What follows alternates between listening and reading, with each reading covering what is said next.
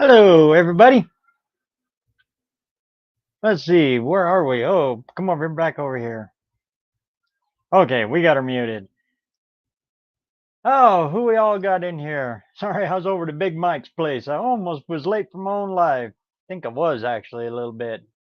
Oh, Buff, how's it going, man? Bruce, good to see you. First? You were first in? Sweet. Jason, hey, how's it going over there? Big Block 402, Smacky, perfect timing. You nailed it. Well, as I said, like everything, it's a open mic, so you guys can hop in anytime you want.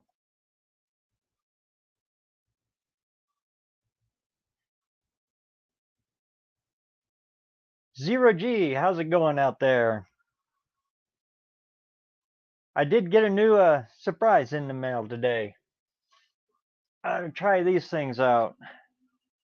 Some a new wireless mic I got because I fried the other one doing that headliner. It just melted that the mic jack, right? I just toasted it, so I had to get another one. So the audio quality on these last couple of videos has been pretty poor.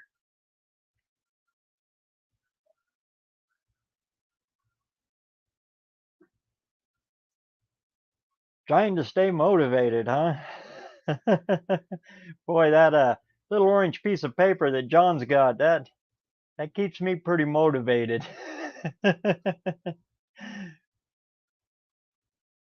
Yes, it does, Buff. Doing this kind of stuff, audio is king. Your video can be okay, but audio is king doing this stuff. If people can't hear you, they won't watch you. I've noticed that on some of my shorts that I'm doing on my phone. If I got my phone facing me, so I'm, what is that? The selfie mode. The mic cuts way back, and yeah, those shorts, phew, crickets, because people can't hear me. Hey, Tim Mopar, Bubba Harry's, good to see you, man. Jason, you been out working on that little CJ, or are you back in on the S10?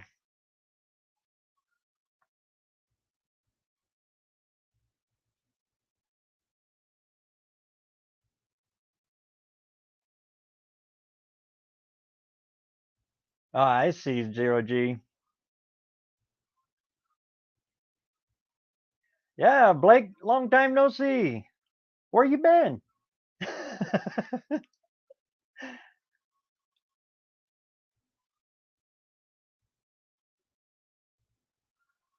You got that right, Landon.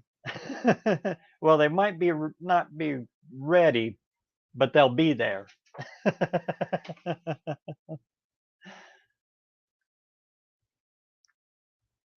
Yeah, Zero G. I hope that works out.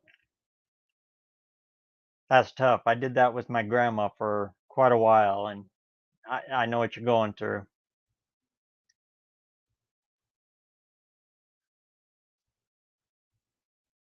Boy, Blake, watching you up on that roof, that was making my knees shake. That's one thing I can't. When that whole building moves, when you're up on top, yeah, yeah, that's a little scary. Of course, my knees shake when I just step on a 3/4 inch piece of plywood. I'm terrified of heights.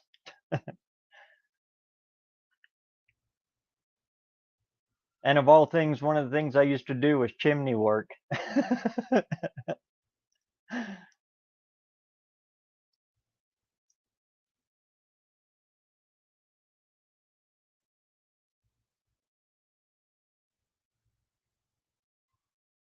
Sweet. That's the good life right there, Blake. The simple pleasures in life, like sitting on a duster.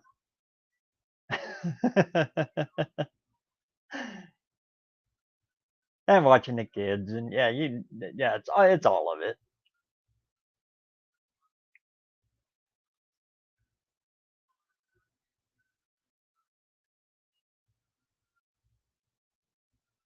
So, what's everybody been up to?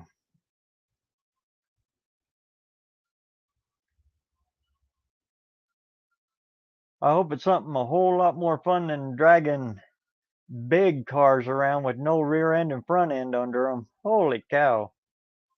Me and Landon, we busted our butts.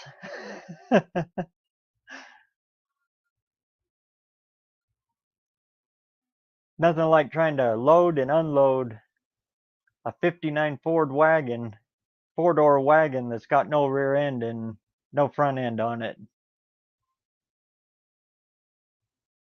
Hey, first responder, how's it going? I like your new name. The wrench, that was pretty cool too, but yeah, I like your new name. That's really cool.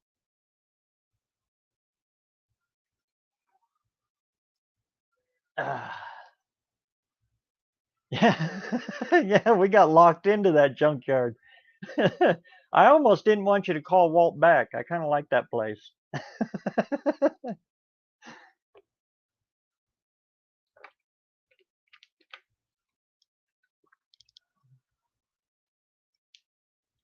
How many cars has he got out there, Landon? Probably an easy, good three, 400, maybe. I don't know. There's a bunch out there. Of course, a lot of them are getting pretty picked through.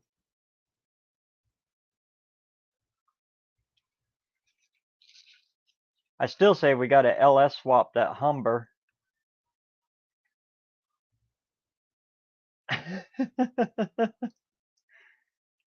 Yeah, probably over 300.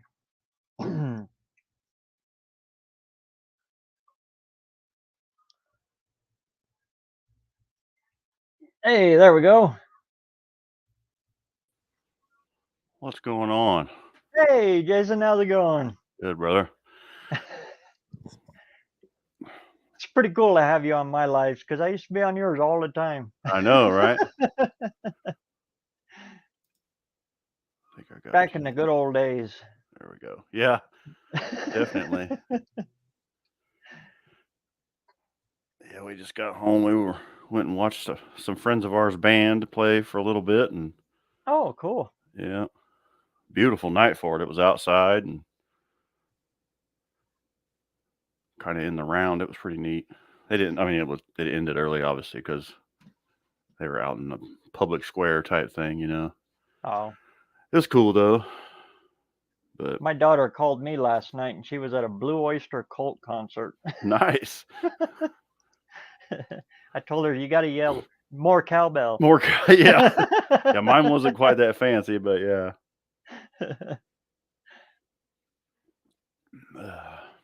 So you working on the CJ or back on the S10?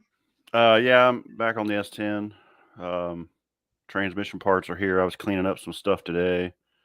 Ended up going over to my old boss's house. He's got a shop at his house, and he's putting a Jasper engine in like an Avalanche or something like that.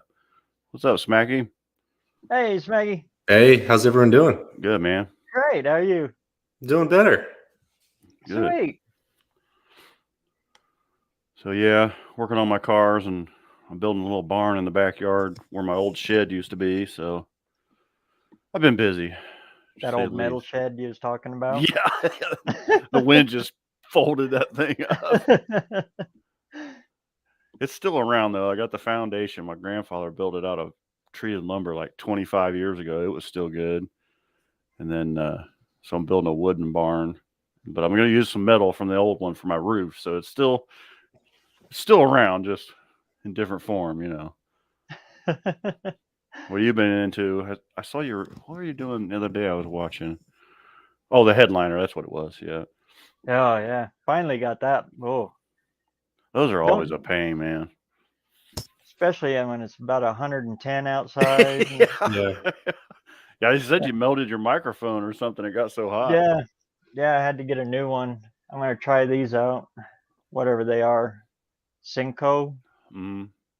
I don't know. I'll probably do a review or something on them. Mm-hmm. Are they wireless? Yeah. Oh, it's nice to have a wireless microphone. Oh yeah. Yeah, Doing this kind of stuff. I haven't had one. Yeah. I haven't had a wireless mic yet. I'll have to try that out. I'll have to watch your review and see what you say. That Boya works really good, but Mm. yeah, you lean it up against that hot car. Yeah, it don't work so good. That'll do it. Mm-hmm. Actually, it's just the jack, but the one that goes around into the camera. Yeah.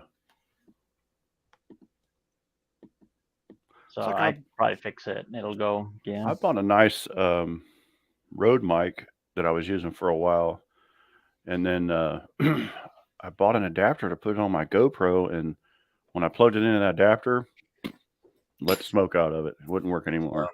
Really? Yeah, and it was a really nice mic. Like I would plug it in my phone, and it kind of, you can aim it at whatever, aim it at you, and it picks you up real well from far away. But yeah, whatever that Rode? adapter.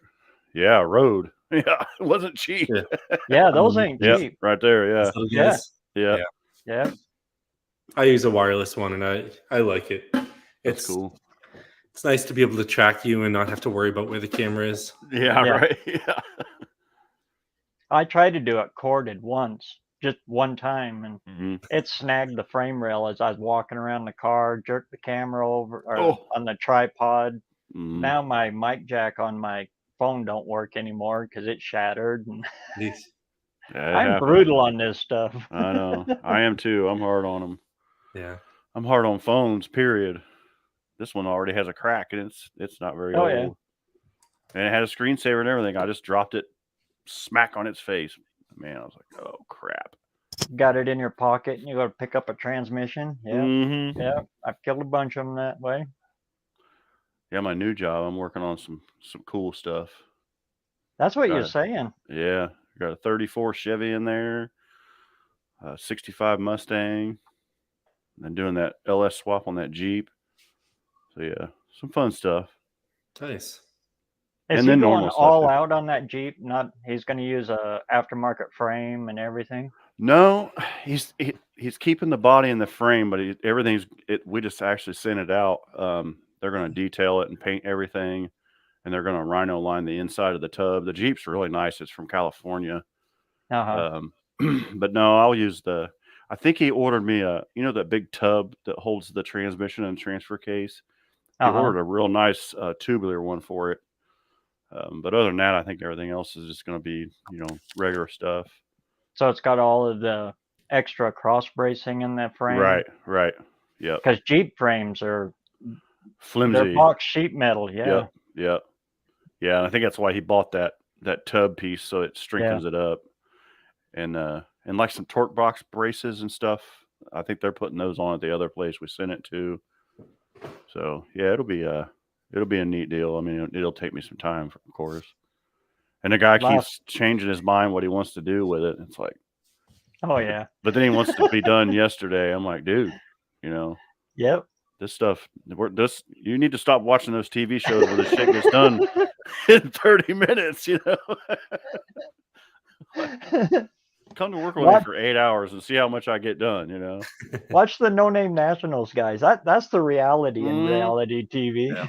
That's what I tell him. I'm like, there's a whole bunch of us building stuff right now, and we started in January.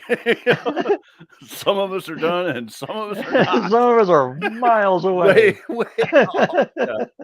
I'm so far behind, it's crazy. But I'm going to get after it the next couple weeks because I don't, we won't be camping and stuff. And as soon as so I had to help my friend with this engine job because he's getting ready to get his shoulder replaced.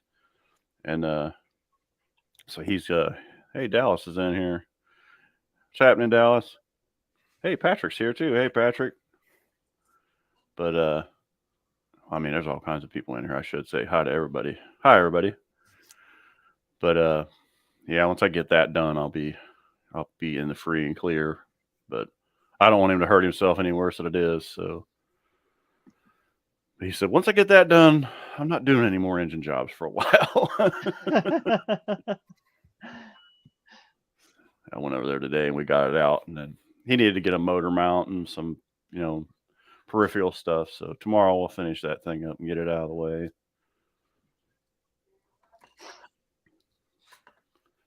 And hopefully the weather will be better, man. It's been so hot and humid here. It's kicks my ass being in it all day, and then I don't want to come home and do anything. You know? Yep.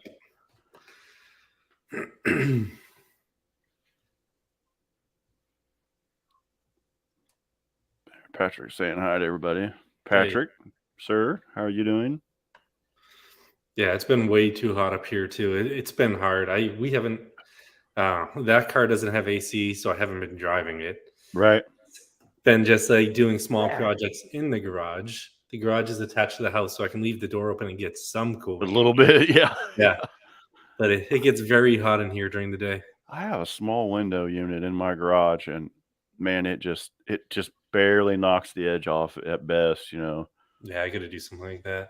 It needs insulated better and that sort of stuff. So. My shop, it's a dark gray with zero insulation. Yeah, and it's probably hot. Yeah. There's a reason I'm doing it outside now. Yeah, it's like a bake oven in there, isn't it? Exactly. It got so hot it melted my drive belt on my opener. An opener? And now my overhead won't open. Holy moly. Yeah, that's not good. It's blistering in there. Yeah. Yeah, were you? I always thought where I lived went from extreme to extreme, but now that I know you and then where Hunter's at now, it's like, no, you guys literally go from winter to freaking desert, you know, to Mojave Desert, you know. Well, we are the Mojave. You are the Mojave, that's right. Yeah. Yeah. We're at the very, I can almost stand on my house and show you where it ends. Yeah. I'm at the end of it. It's just crazy how the weather's like that. That's what Hunter tells me. He's like, man, Dad, one night it'll be 45. He said the next night it'll be 90 degrees and it's dark, you know, because he works all night, you know, and I'm like, man, crazy. And he's in Gillette, so he still gets the Wyoming wind on over there on that side of the Bighorns. Mm-hmm. So yeah, he's working his hind end off. Man, he cut himself good the other day. He sent me a picture. They had to glue his finger shut. Ew. That's not fun. So he was opening a can of welding rod. Oh, and he pulled it, and it just. Yep. He said it's like a Pringles can on steroids, and he's like, Dad, it just lit me up, dude. He sent me a picture, and I was like, oh. It's like, don't send it to your mom. Please do not do that. She worries enough, you know. I just spray it off with some brake cleaner, wrap it up with a greasy rag. You'll be all right. Oh, you can see where they glued it shut, and then they had a rag around it because all the little fibers from the rag were hanging out of the glue, you know. I was like, attaboy. He's doing well. He's gonna be home in middle of October for a couple weeks, so that'll be fun to see him. I haven't seen him it'll be 6 months by then, you know. He's squirreling away a bunch of money. When he gets back, he wants to buy one of the newer Rangers is what he wants to buy. So hopefully we make that happen for him. One of those little EcoBoost. Mm-hmm. Yeah, they're hard to find right now. Yeah, I know. And he really wants one because he's in the mountains. He's like, Dad, these NA motors have so hard a time getting up and down these hills, you know. Yep. Oh, has he got a Holly? What's that? Is he running a Holly? No, he has it's just, you know, just an old 4.3 truck. Okay. He wants a turbo is what it is. He's saying the NA, you know, the naturally aspirated stuff just doesn't work well. And I'm like, well, people have been driving that shit for 100 years plus.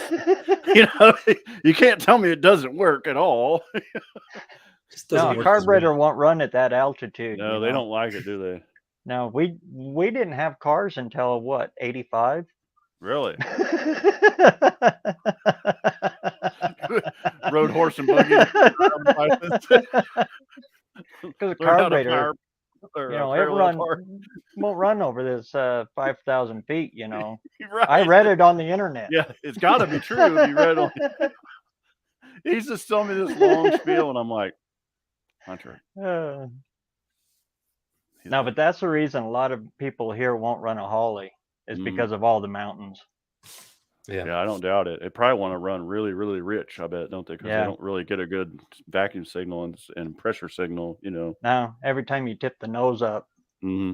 going up by these, we got some heavy, Oh, steep so passes the fuel here. just runs away from the jet and Floods yeah, out. And yeah. Yeah. Speaking of that, that's what I'm working on right now.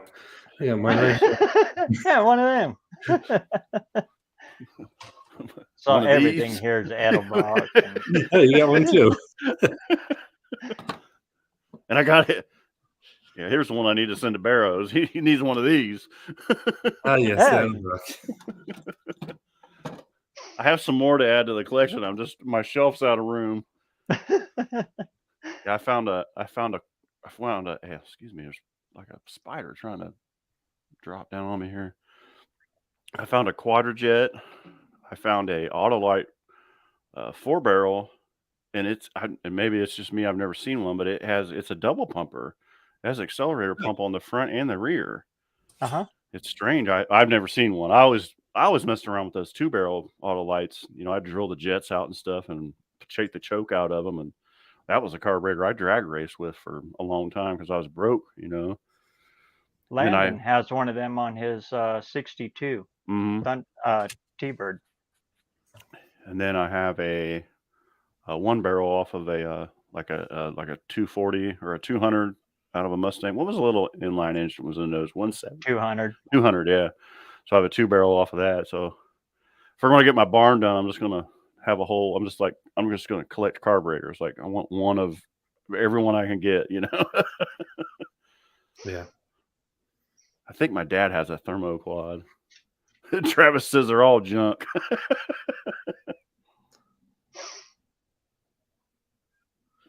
Travis has got a lowrider now, baby. Yeah, that old red is looking really He good. slammed that dude, didn't he? Yeah, he was. I talked to him a couple times this week on lives and on the phone and stuff, and yeah, I was like, man, that thing is looking good. That short bed and that standard cab lower just Yeah. it looks right, you know. Looks like a road race or like a Pikes Peak type car to me, you know, something that would really be carving some corners, you know. He said all junk. Yeah. Travis is awesome. He might actually be at work. Thermoquad, yeah. Yeah, I got to get a thermoquad battery. Blake, it's Blake, right? I always forget his name. Yeah. Mm-hmm. Yeah, the Germans were running fuel injection in their fighter planes in World War II. They were running nitrous oxide also. Yeah. The Luftwaffe had nitrous oxide so they could keep up with the other fighter planes, you know, or keep away from them, I should say. That's where that stuff came from. Yeah, he is at work. I figured he'd be at work. Oh, that might be a good matchup. Oh, yeah. Oh, yeah. Go for it. That old Chevy against that kind of old Dodge. Mm-hmm. That would be something to see. Ho ho ho ho ho. You know Travis will. Travis is down for any truck on truck stuff. He don't care. He'll race you to the concession stand. Yeah, right. Yeah. He'll race anybody, yeah.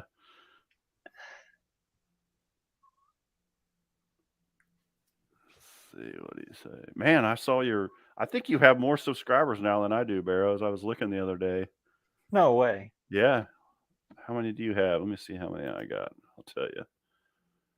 I know I had to close YouTube so I could see the comments. Okay. Well, I have 2231. Let me see how many you got. Yeah, I looked at it the other day. I was like, geez, he is kicking ass. Get on the other one. I had a couple of shorts take off. Did you? Good. Oh, good. that sounds really weird, but yeah. Wait a minute. Wait a minute. No, you do. I know I have. That is probably where all my most of my subscribers are coming from. I hope When you I guys took can still hear Buzz's me. advice of treating my shorts like a regular long form video, Right. and putting a full description in them and all of that stuff, Mm-hmm. bang, one of them moonshotted. Yeah. And it's The- the dumbest dang video I've ever done. It's an embarrassment. I We want to literally- delete it. Yeah, we literally both It have was the right easy now. enough one, right? Yeah. See? Yeah, We yeah. both Yeah, have it's with me. 2,230 subscribers right now. Both of us, identical numbers. Oh, really? Is that cool? Yeah. That is something. That is Well, really you've been something. putting in work, man. I think it's going to be a good thing. Because you're the first guy that believed in me. I You believed in me before I did. believe in everybody, man. But I just knew you.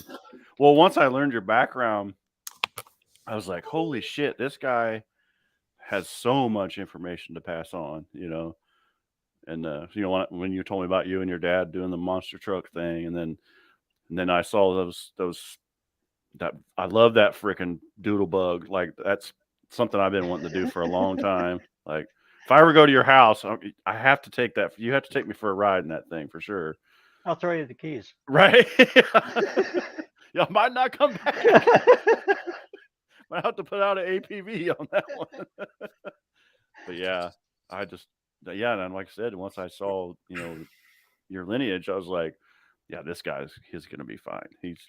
Yeah. And I know you haven't even scratched the surface yet, so you'll be fine. I mean, Hopefully and there's more to not come. you, but that was, one thing I have really noticed about our community is there's so many people with so much information that we never would have known about them, Yeah. 6, 8, 10 months ago, And Here's now one of them right here. Ed, yes. Yeah. Ed's Machine. Yes, exactly. Never would have found his channel before. Yeah. And he is one of the coolest guys here. Mm-hmm. Well, like Ed's Machine, Buff, Buff. Oh, yeah. Buck, Buzz, like that guy has been on the internet for freaking ever, He threw out my Facebook group, my DIY thing one day, like doubled it and like doubled my members in like 30 minutes. Went from like 250 to 500. I mean, so yeah, that guy, he knows his stuff, like you said, how to do the tag in the videos and all that stuff. And yeah, he sent me a care package with stuff in it a while back. He's a class act, man. Yes, he is. People that talk shit about him they need to go somewhere. I'm just saying, it's like, this cat, you don't even know what this cat knows. He's probably forgotten more than all of us put together know, But anyway, yeah, I'm glad we've all done this stuff because I've met some really cool people, and people we can call. Hey, Wendy, how you doing? Like Wendy and Don. Like Don was the first one that ever came into any of my lives, commented on my stuff. Like I'd just be sitting there rambling, and then 1, 2 people in, and yeah, so those people helped me get far, and they're great family too. So Buzz Terry, is old school. I met him when I was doing the Y blogs. Who's that? Terry Grover. Grover, yeah. Yeah, it's just so cool, man. And I got another one now. Whoosh. I like those station wagons you showed the other day. I was like, ooh, I love me some station wagons. I love some crew cab station wagons. Long roof, crew cab. I think I'm going to do the 4-door one. Are you? I got the 4-door and the 2-door, but I cleaned out the 2-door. Mm-hmm. Yeah, I'm going to do the 4-door because climbing through a 2-door wagon I didn't think so. Oh, man. Yeah, that probably wasn't fun at all. Yeah. Yeah, that back seat's in really good shape because it was left down. Nobody could get back there anyway. They use that for a pickup truck, not a car, right? No, but I think that green one is actually my Aunt May's old car that she got rid of about the time I was born. Really? Yeah. That's interesting. I've been digging through it and I'm finding all kinds of stuff. And I know the car disappeared in that area. Mm-hmm. So, yeah, I think it's my Aunt May's old car. That's cool. That's awesome. Ended up in her junkyard. That was my grandmother's name, was May, the one that just passed away. Oh, really? Oops. Yep. May Evelyn was her name. She hated her middle name. she would tell you about it all the time. So, my youngest daughter's middle name is May. My daughters too. Take it easy, Travis. Have a good night, brother. See ya.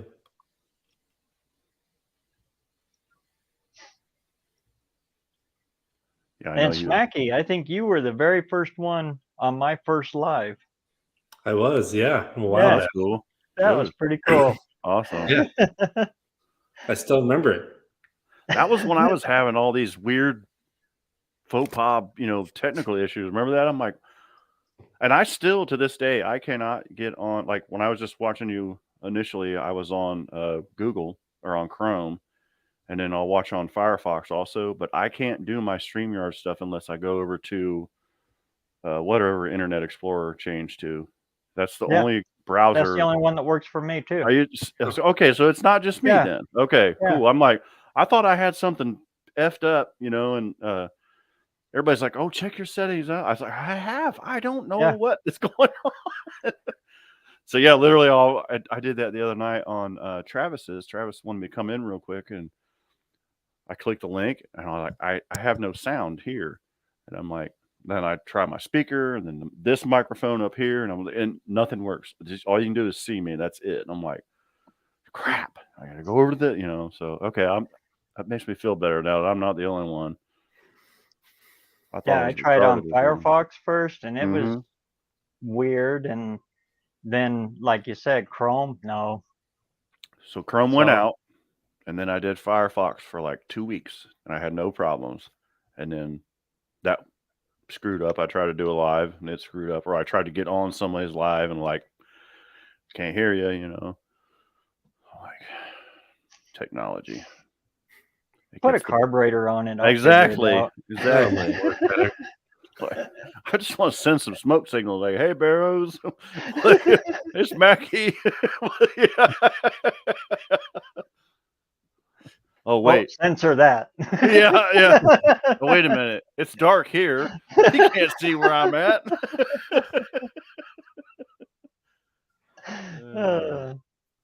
It's probably getting close to dark where you're at now, isn't it? Here? Yeah. No, not yet. Oh, we got another hour. Oh, you're 8 o'clock, aren't you? Yeah. Yeah. Yeah, it's 10 o'clock here. Sorry, I always forget how many time. It is my flux capacitor. Landon said it's my flux capacitor. I agree with that, Landon.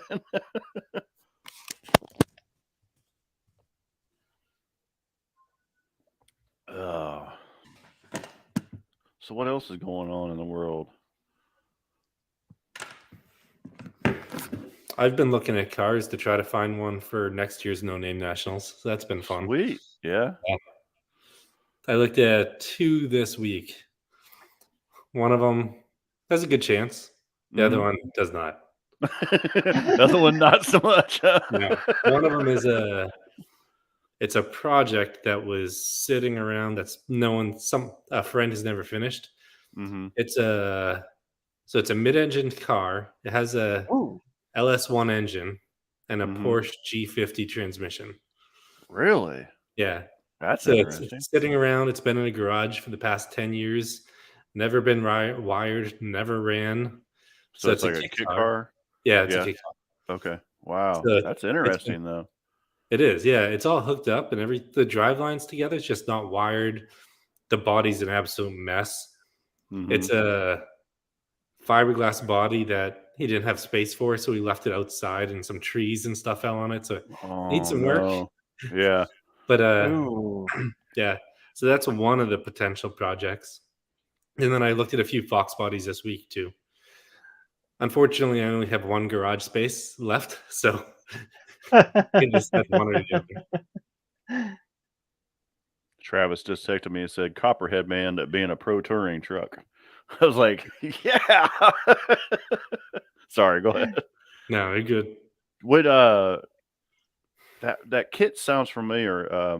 Do you know who made it? Factory 5 GTM. Factory 5, exactly who I thought it was. Yep. Yep. It's their GTM car. Yep. Yeah, when you're explaining it, I was like, that sounds like a factory 5 car. Yep. Yeah. I live in Massachusetts, so they're close by. I think one of the guys that works for them or used to work for them is actually from my area here in Dayton, Ohio area, Kettering, Ohio. I could be wrong, but I can't remember the story. But I do know a very dear friend of mine was going to get that kit to make a mid-engine car. So yeah, it's cool. Yeah, they're unique cars. I've never seen one on the road. Hey John, how you doing, buddy? You want a Bradley GT? Ooh, is it fast? $300. Is it fast? Fast as you can make it, goddammit. Fast as you can push it. It's a Rolls Canarly. It rolls down one hill and can hardly make it up the next. They were freaky little cars. It's a kit car too. Was it? Yeah. What's it called, BareRose? Bradley GT. Bradley GT. Okay. Kind of looks like a Boxer Ferrari. Oh, okay. Magnum PI car, but it's got gull wing doors. And okay. They were made in Canada. Okay. The actual car was. This is a kit car of it. Okay. I always wanted to do a V8. What was the poor man's Cadillac or poor man's Corvette? Opel GT. Opel. Yeah. Yeah, Landon had one. I got mine Opel GT from Landon. Okay. And then I sold it for the Fairlane. I think DD Speed Shop's going to do a V8 Opel GT. No, and that's funny too, because I also sold Landon my 2.3 liter Ford turbos for it. Oh. And I was trying to talk him into putting it into that Opel. Yeah. But never got around to doing it. And now that's what DD's doing. He got the T-Bird, didn't he? That's right. Yep. That's right. You're right. They're so compact, they'll fit right in there. Mm-hmm. And that's a good little engine, man. Oh yeah. I love that little engine. We did a Fox body Mustang years ago with one of those, and it would scoot. It would get on down the road. I've been struggling to find a Fox body. You can. I want one that's a project, but I don't want to spend they want $15,000 for a project. They want so much money for them, and then the ones that you find cheap are just freaking ate up, dude. Yeah, and when I had those cars, I was buying them for a couple $100 a piece. I mean, it's so sad. I gave away a lot of them. Like, it was that bad for a while, you know. Yeah, I looked at a few. Some of them. The one I looked at this week had the strut towers redone, but I'd probably want to take them apart and redo them myself because they didn't look that great the way that they did it. The hood was peeling, all the paint was peeling off. It looked recently painted, so the person, whoever did it, just kind of did a quick spray on it.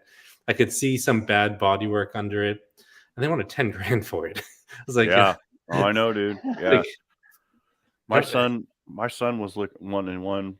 Well, when we ended up with the S10, and he's like, Dad, I can't find one. I can't find one. And I was like, you're not going to. That's any good. I mean, we can fix anything that's wrong with them, you know, but you're not going to find one that you can just grab and drive for, you know, like you said, less than like $10,000, you know. Yeah. I can't even find a good shell for less. They weren't even that much new. You know? No. I know. Even shells are going for $5,000 plus. It's absolutely nuts. It is. I even look for, like, you know, the sister, you know, the Fairmonts and the LTD wagons and that stuff. And it's like, and stuff like that. Yeah. Anybody knows anything about what they got, as soon as they find out it's a Fox body, they're like, nope. You know, the price just went up. I'm like, the problem is because they work so well and oops. What do you say? Got a big storm coming. Might force not to drink. Well, that must be a pretty good storm to force you not to drink. We have had some weird storms pop up here the past couple of days. Like I said, we were lucky tonight when we went out to watch that band. It looked like we were going to get slammed, but it just stayed south of us. So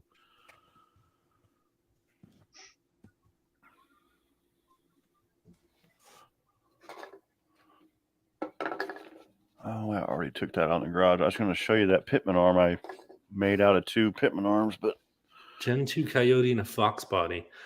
I saw a Gen 2 Coyote in an original Shelby GT350 2 weeks ago. I don't know if the guy lost the engine or something. I got my Shelby shirt on right now. Oh, do you? Yeah. Nice. It's from Las Vegas, baby.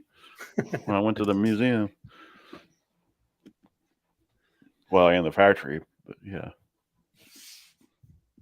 Good friend of mine is selling one that's signed by Shelby. Worth some bucks, It's man. just a Mustang. Oh, just a Mustang? Yeah. Yeah.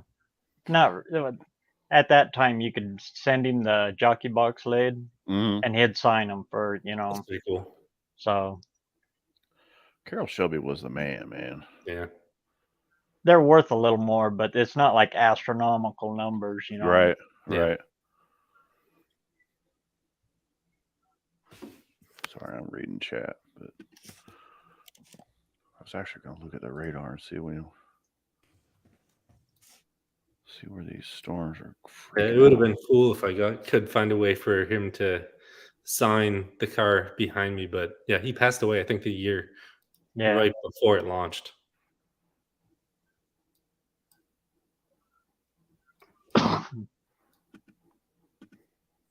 He was an interesting guy. Yeah. Whoops. Definitely born of his time. Yeah. Because if he would have done that stuff now, they would have put him in prison. I know. It was just cool that he took like an MG type car and put a V8 in it, Mm-hmm. Yeah. Well, he did it with He got famous racing MG. Right. So was he involved in the Sunbeam stuff too when they put the little Tigers that they put the Ford V8s in? I was always wondering about that. They did that overseas, right? Mm-hmm. Yeah. That's just my question of the day. I didn't mean to stump everybody, but somebody could probably Google it and find out. Yeah. Where's Dean? Yeah. He'll know. Yeah. Or Unfinished, he'll know. Unfinished. Yeah, he's like lightning fast on Google. But yeah, I just remember. Well, I saw that in magazine. You had it, BareRose, with about him racing the MGs. Like that was like his first car he won. Yeah. Is it like Le Mans or something with or something? I got the. I'm sure you got it somewhere. Yeah. I was reading that when I was in junior high school, and back there it is right there. And it's Road and Track, wasn't it? 1953. Oh, Speed Age. Okay. Speed Age. Yep. Yep. Back when we could check out periodicals, I bought this magazine at a swap meet at the Salt Flats. Cool. That's cool. That's another one of my bucket list things I want to do is go to Salt Flats. Yeah. Same here. Since my kid if lives you out go, there now. it's pure racing. Oh, I'm down, There's no bleachers. The only thing that separates you is a blue painted line on the salt. That's it. Is that what keeps you out of the area? Yeah. Yeah, I'm fine with that. I mean, I've watched drag racing like that for all my life, And it's 5 miles to the nearest Blue Throne potty. Okay, gotcha. So make sure you bring your own facilities, is what you're trying to tell us, right? Oh, yeah. They don't cater to spectators at all. They don't care if you're there or not. It's all about the cars. And it's cool. Tom Cook said, "Hey, Jason, I posted a video about a VW built backwards. You guys see the steering shot? I'll check it out." That sounds interesting, Tom. I've always been a fan of the bugs. I've never owned one, and I've always wanted to make a hot rod out of one. There he is. Yep. Yeah. There he is. He's in 3rd place right. So cool. Right there. That's hard to see. Yeah, it's getting a little dark. Yeah, there you go. Right yeah, there he is. There you right go. there. Yeah. So cool. 1953. YouTuber event. Hey, there's Patrick's got a good idea. YouTuber event at the Flats. I mean, what could be Let's better? go. Let's go. I'm down for that. Next year's No Name Nationals, Bonneville. Be there or be square. That's only like 2.5 hours away. So you ain't far away. I'm ready. You can walk there in a couple days. Right? I can sleep in my own bed at night. Come on, let's go. No, yeah, I but assumed if I ever would go out there, the whole event is what is really cool. The casino is dedicated totally to everybody. Okay. You go there and there's like a mobile car show that starts in the morning and it just never quits. And keeps cars going, just cycle in and out and in and out. And there's thousands of hot rods everywhere. It's just the whole event is neater than all get out. But when you go out there, they on the main track, the 5 mile, you'll wait out there quite a while before you see one run. Yeah, because all the preparation and Yeah. everybody. So is there different runs for different classes, different areas, different tracks? Yeah, so different links, or I don't know anything about it. So I had a 95 convertible Mustang that I wanted to do the flying mile stuff with that they do here at the airports. And I've sent away to get a classification for it, and oh my gosh, all the questions you have to answer, like, they're real specific about classifying you in this stuff, because it was from the California timing, whatever, the people that do the salt flats. And I was like, Jesus, how many classes are there, And there's a lot. The first 2 days you're out there, you'll see the big cars come out, but they'll detune them for people that are getting their license. Oh, okay. Got you. So you'll see a lot of them go, but they sound real funny. They're pop, pop, pop, pop, pop. Right. They'll pull a plug wire off or something. Yeah. Yeah. Got you. But to see an open cockpit roadster, like a 32 Roadster, do 200 miles an hour, that is just something that's naturally aspirated. Right. It's just scary. Unreal. That would be pretty cool for sure, though. But yeah, I it's got got to be meet unreal. Mr. Tim. Did you? Yeah, Mick Tim, Mr. Y Block out there. Yeah. I always like watching those the ones they made like after the war with the gas tanks, and they put a little flathead in the back of them or whatever, and so cool, man. Like a 4-cylinder flathead. I mean, like a Model T. Just so neat to watch. And they'll put somebody will have a supercharger on one of those old flatheads, and somebody will have a blower on it, and it's amazing all the different combinations that they come up with. It's like I just want to do that stuff. That's what I want to do. And then you get the crazier looking ones, the guys that actually, I mean, they don't just take a Chevy and build it. They build their own engines. Oh yeah, like they manufacture the whole. That's they make the block, they make the pistons, make the head, they make the tranny. Crazy. That's pretty impressive, though. I mean, and they're all open. The pits are all open. You can talk to everybody, and it's cool. Just I've heard it's one of the coolest coolest things. I said I want to do that, and then I want to go to Pikes Peak. I want to do all the racing stuff that it's like I've been to drag races, I've been to NASCAR races, and I've drag raced myself. It's like there's other stuff I want to see. And that was the coolest thing, to drive the doodle bug onto where you drop off onto the salt. Yeah. Something you built is going on the salt where all those guys have done it. Right. It's like hollow ground. Yeah. Yeah.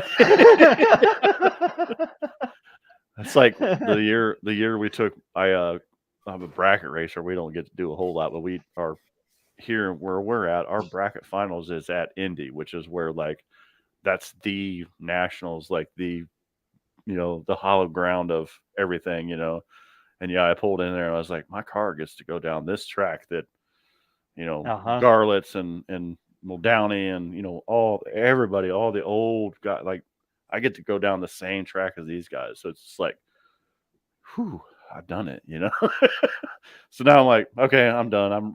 I'm moving on. So yeah, I get it, but that would be impressive though to drive out there and yeah, yeah.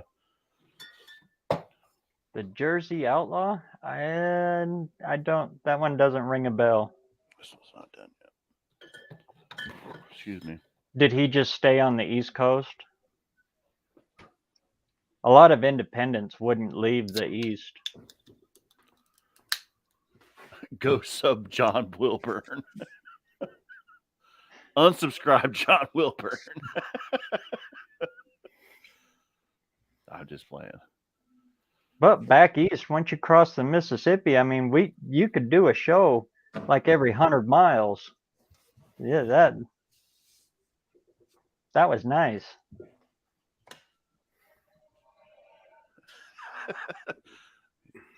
Yeah, John said you're about 20 behind him.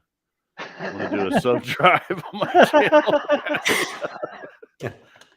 Well, then if you're going to do that, you need to do me too, John, because we have the same amount of subs right now, BareRose and I do. We'd go three wide all the way down. Yeah, we go 3 wide. Oh, yeah. We get like 2 more subscribers. That would be hilarious. Yeah, let's do it, John. It's a 3 wide. I'll wave when BareRose goes by. That still blows me away, because you guys, I look up to you guys. That just blows me away. I don't work as hard as you do, man. You've been kicking your ass, everybody's ass. So yeah, you've been posting a lot. Yeah, I've worked really hard for the first year I did it, and it's just like I hate to say it, but I got a little burnt out. I mean, I did well for what I did. I think I was over. I think my first year I had like 1,500 subscribers. So, and then this spring, or remember, like in January, YouTube kicked my ass and dumped like a lot. Yeah, like I had a lot of subs dumped, like 155 in 3 days. But I got back over that hump and still going. So I just need to work harder. But like I said, this time of year, just man, it kicks my ass. This weather, just doing it all day long. He said all 4 of our channels are within 4 subs. Oh, Dr. Art. Yeah. Oh, wow. Yeah. Within about 30. Sorry. Yeah. That's pretty good, though. Because John's been on YouTube a lot longer than I have also. So. Yeah, Big Block 402. My dad knows him very well. Very, very well. Me, I was just a pit guy. I was crew chief and all of that. When we hit shows, I didn't get to associate much with people. All you seen of me was my ass and my elbow. You were thrashing, weren't you? I was running. I so agree a lot with of the you, guys, I don't know their names. I know their truck names. Which is really funny because it's about the same as YouTube now. Yeah, now it's YouTube. Yeah.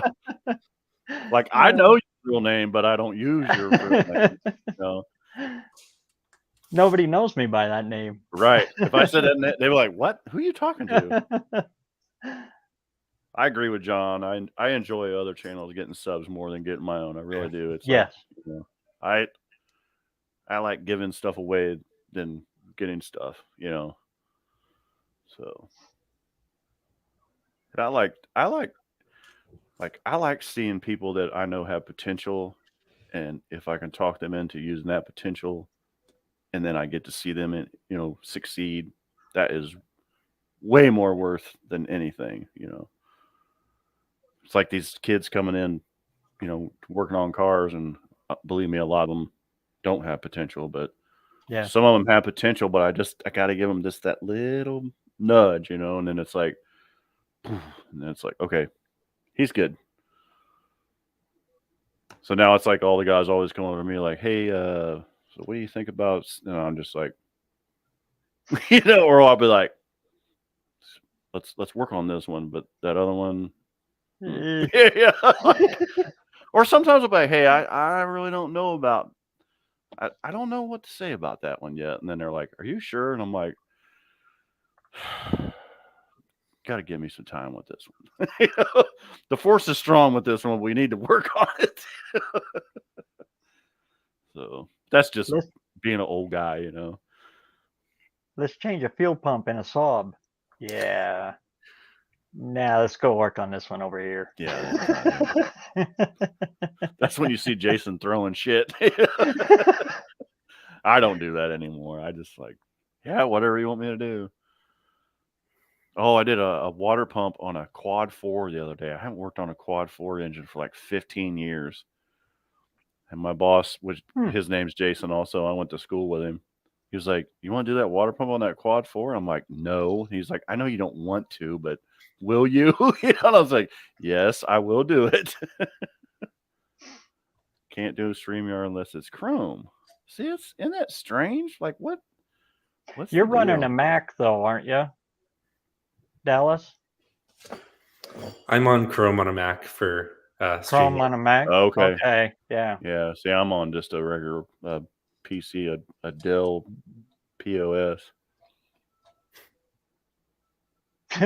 mine's a one step up from a Vista. Vista. Yeah. What is it? i3. Yeah. Oh, you're on i3. you're on a laptop, aren't you? Yeah. Yeah. Man, laptops right now are super cheap because like they have so many they can't even give them away, and it's getting school's time, whatever.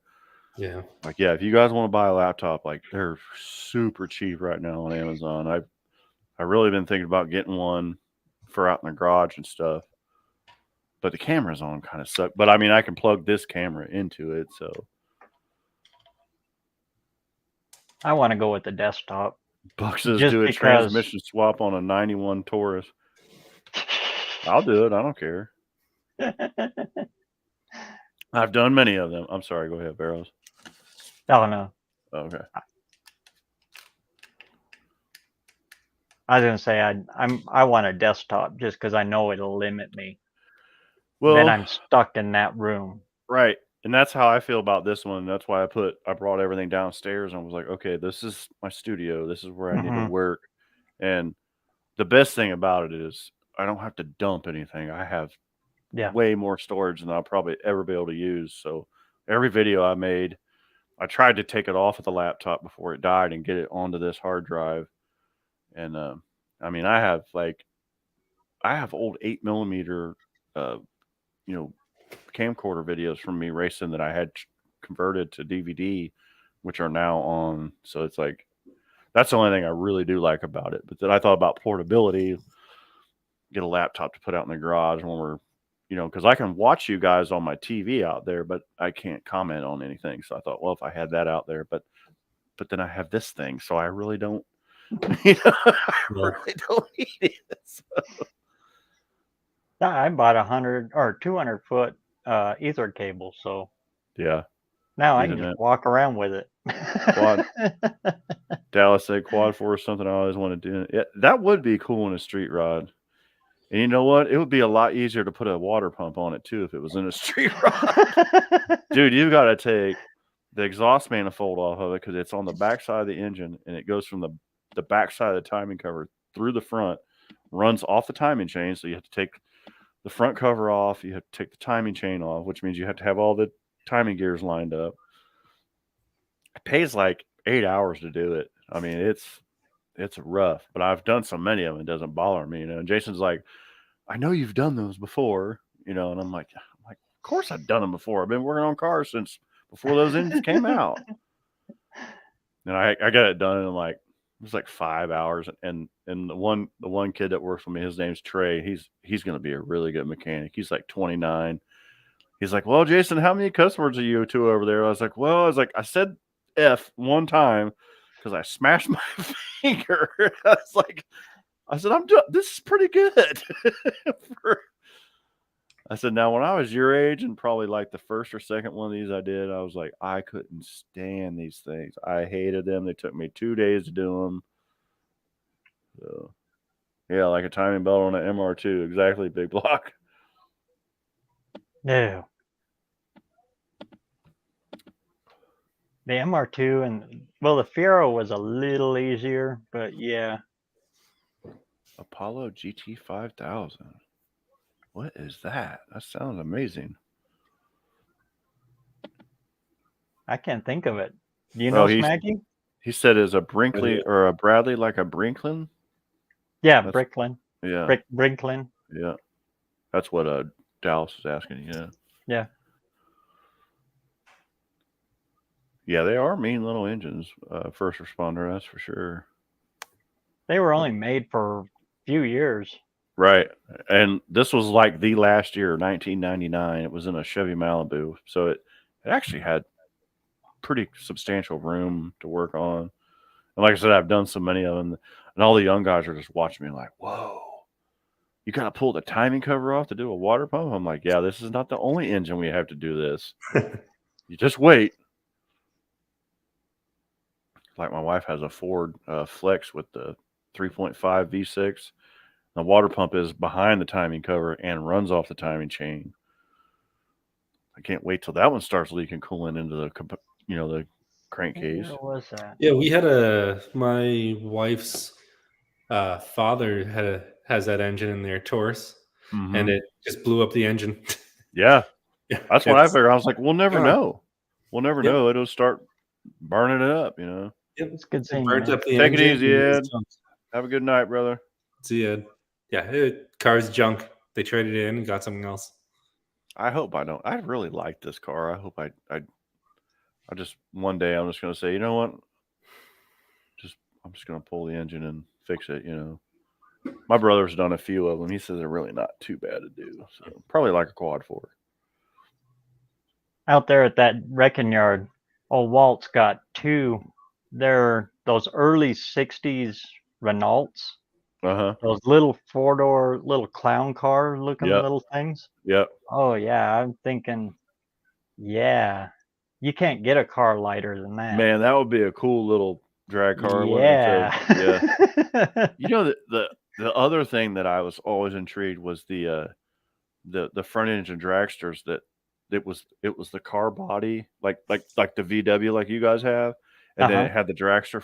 They were called dragster front end, whatever, like a coupe or an Anglia or Yeah.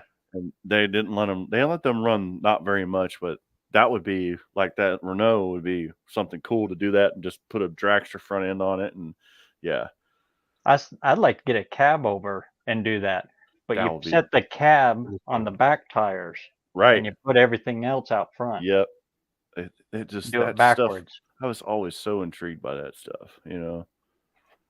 It's just, and then my dad had like a lot of the old Ratfink drawings and a lot of the old Ratfink car models. It was like it was all that weird stuff, you know. And it was like, I'm down in his, like, he had a little room in his basement at my grandma's house, and I was like, man, this stuff is so cool, you know. I want this stuff. And then when I was younger, it was like you had to have a really nice, fancy painted car and blah blah blah. And I just wanted all the beat up, ratty shit. You know, that's what I wanted. You know? Everybody just thought I was weird, you know. And now it's like, now it's cool, you know. I'd bring Well, an if you old take beat an up. ugly car out, you know, if you got an ugly car, something that, you know, nobody really cared about, Right, you drive it like a race car. right. And I'm If you not worried got your about. dream car, Yeah, you right. pussyfoot that Yeah, everywhere you yeah, go. yeah, right. Yeah, like, hey, don't even get close to this. Like, you know, scratch it or whatever. You're watching the weather reports. Oh, it's gonna Oh, rain. crap. Yeah, yeah. I gotta go into this bridge. Or yeah, I don't want anything like that. I want busted windows and, you know, honk if parts fall off. You know, that kind of. And I've always been that way. And then people just, like I said, when it was that era, it was like, oh yeah, they have this fancy, you know, like when I did my Mustang when I first started drag racing, and it was like 3 or 4 different colors of primer, and it had, you know, a blue fender on a green hood, whatever, and tree blew over. No rain on the duster yet. Blake's All getting right. some weather. Yeah.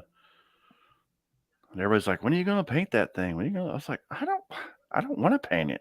Like, I don't want to paint it. And then we painted it, and then it was like people would let their door fly open into it. Their dog would scratch it, and I'm just like, and I never would get mad. They're like, why? I was like, because I didn't want a car like this. I didn't want something I had to worry about. Like my brother, Rob, he's got this super nice black Camaro that a friend of ours did this awesome paint job on. I'm like, I don't even like being around it. Like he uncovers it. He's like, hey, you want to help? I was like, nope. Because I'm going to be the first one to scratch that car with my belt buckle or something, and I'll never forgive myself for it, first of all. I'm like, I don't want stuff. I want old beat up shit. That's what I want. Like my S10 where you could have Flintstone that thing. It was so rusted out. That little truck was perfect for this. It was. Yeah, it was. I said I need to get my ass in gear on it, but it has floors in it now, and it doesn't have any rocker panels. It doesn't have bedsides, but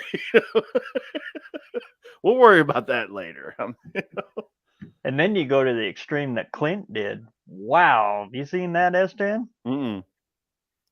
It's all tire in the back. Oh, did he tub it or just cut the bed out of it and put tires? Yeah. I mean, it's all, and he sucked them right up inside the bed too. Nice. Yeah. So that thing's gonna be. I wouldn't mind doing that eventually, and then he's powering it with big block Mopar. Nice. Oh, I know you're talking about. Yeah, Clint he's got the long hair guy. Yeah. Yeah, I know you're talking about. Yeah, you've had him on your live and stuff. Yeah. Yeah, that thing's gonna be freaking amazing.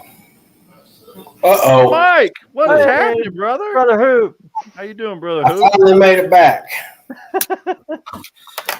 Well, I finished up my live, and then I had to go put up my birds so the coyotes don't get them, my chickens and ducks and such.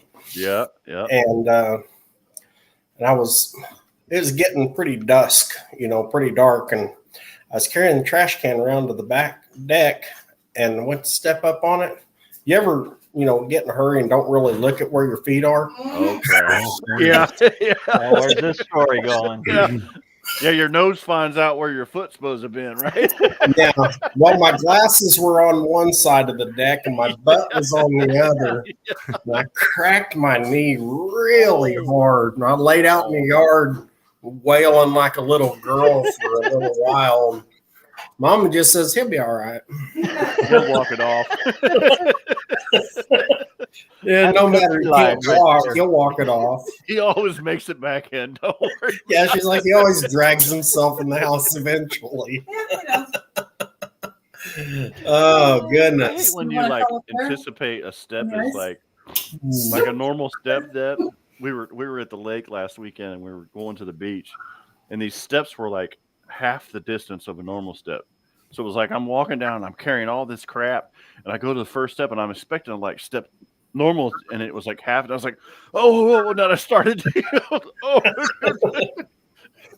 Yeah, well, I'm good. I'm fine. Everything's fine. Okay, well, you see, that's an unfamiliar step. I step off and on of this thing daily.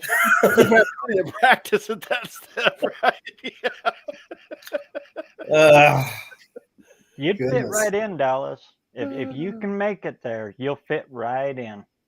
Yeah, I think I'm probably just going to have to put myself a handicap ramp and a rail around my place. I don't know. I really do need to put a rail on my front porch has never had a rail on it, and it has 2 steps from the driveway up, and then you turn and it's 3 steps up, and a lot of my family are advancing in age, including me. I really keeps Grandpa on his toes. Yeah, I really need to get a handrail on there. Oh goodness.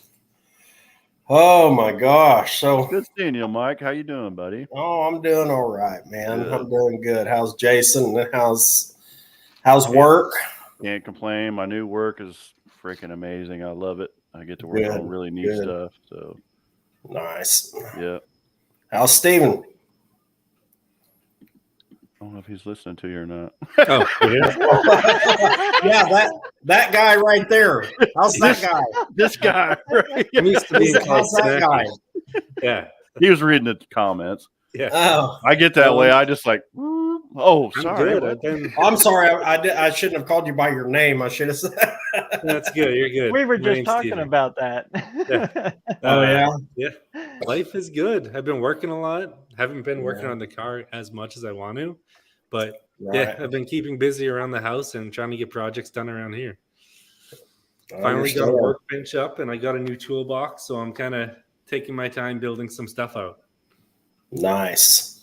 I keep saying one of these days I'm going to get like a proper toolbox with proper tools. And I mean, I don't need 116 flathead screwdrivers. I don't know why. Fellas, a lot of those are pry bars. A lot of those are chisels. They're not all flat blade screwdrivers. How many flat blade screwdrivers have been used for a screwdriver? That's the other Yeah, question. right. Yeah. I got some new tools and I started up a donation area for friends. So I'm keeping everything that I want to keep in my toolbox and everything else I'm setting aside. So if friends need tools or something, they can come and take it out of the bin. There you I do go. that too. I just throw everything like in a coffee can, and if somebody comes over like, yeah, I really need to get a tool set, I'm like, here you go. Yeah. Yeah. Well, you see, and I'm the guy who brings all that home from the auction that people have borrowed from everyone else. Right. Yeah. They forget where to take it back to. Goodness gracious. Starts to look like the renter tool rack at the AutoZone, huh? Right. Yeah, they were having broke. And They just have missing a pieces. pile of open end wrenches. Yeah. I'm gonna say mine don't look like a pile of anything you'd want to rent. Somebody might feel sorry for me and say, "Hey, I've got a better one of those for you, buddy." There's a reason why By they're free. them knuckles, you could use it. What's the difference between a chisel and a screwdriver? Distance for me. That's exactly Yeah. right, John. That's a good T-shirt right there. Yeah, it would be a good Yeah. t-shirt, wouldn't it? Yeah, my goodness. Well, I've got one screwdriver. It's made, I don't know, it's made out of, I don't know what it's made out of, like aluminum or something. It's one of them little skinny Not good, huh? screwdrivers. And I bent the tip all the way around and made a hook out of the tip of it without it breaking. Wow. I was like, I don't know usually what you it's bend made them out of. It's like that new brake line that they got, that you can just like make a figure eight, tighten a knot, and whatever. The nickel copper or whatever it is, yeah. Yeah. Holy cow, is that stuff expensive? I guess last time I bought some. Oh my gosh. 2 years ago when I started on the car, right after I changed out the rear end and I was doing the whole brake system, I was like, I'm putting all brand new in here, and I'm like, I suck at bending this stuff. So I'm going to go with that. Yeah.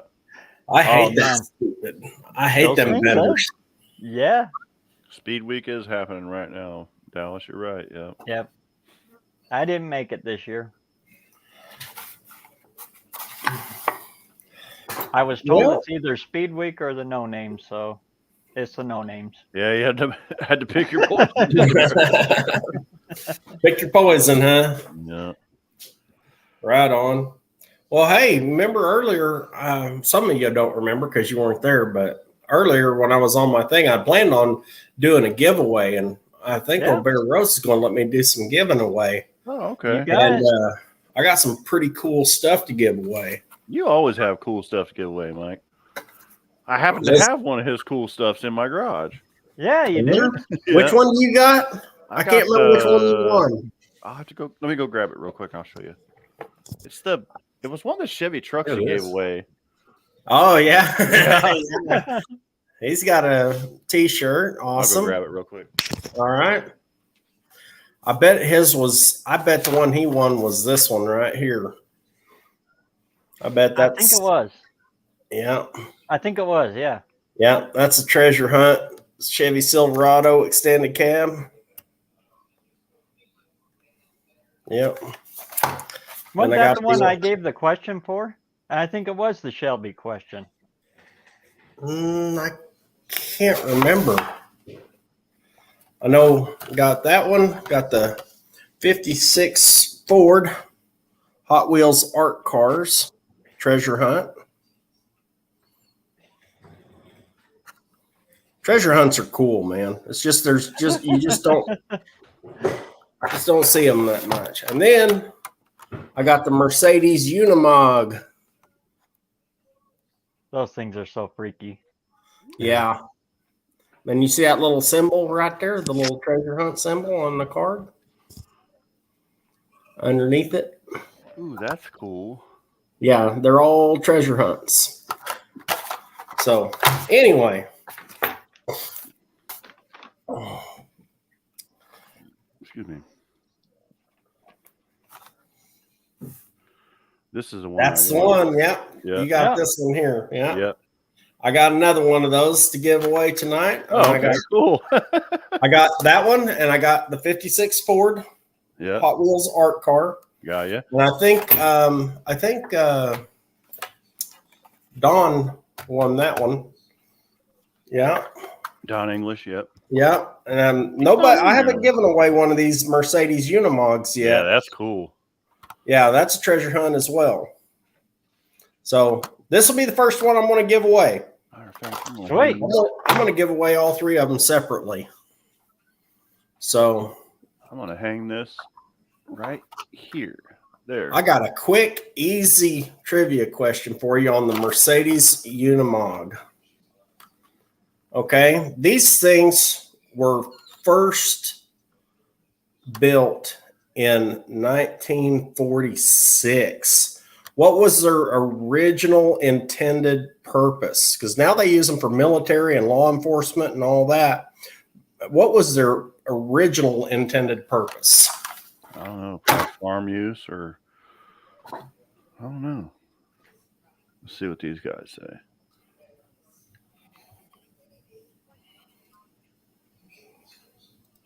I can look it up real quick.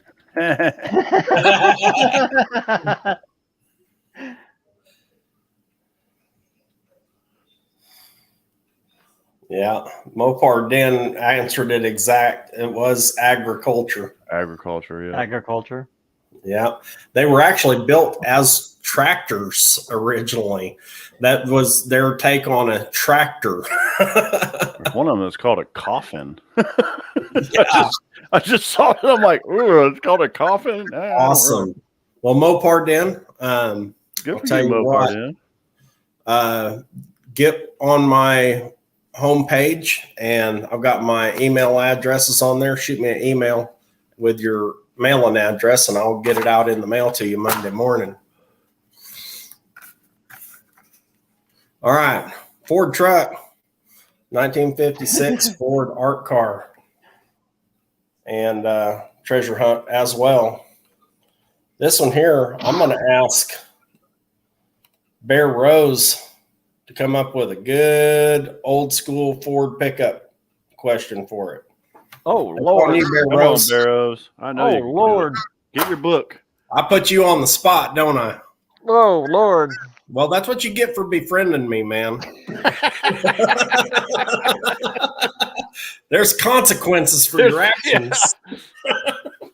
Every reaction has an equal and opposite reaction.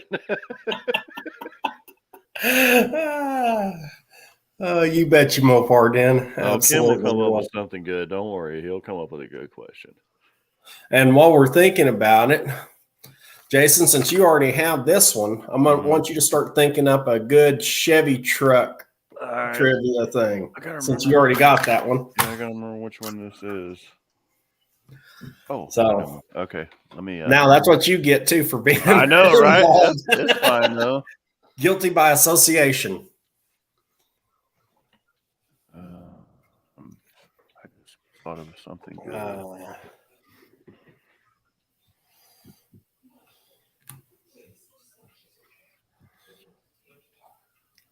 You know, I love sharing all these things, man. I really do. I love sharing my love of all things cars. And you have some cool Hot Wheels stuff. Just saying. Yeah. All right, I got a question. BareRose, you still thinking on yours, or you? Okay. All right. What color was the Ford truck engines? It's an easy one. What color? Yep. Was the Ford truck engine? Yep. What color paint did they paint the Ford truck engines? Initially, or In the F series. Originally in the F, yeah. They had paint back then? Well,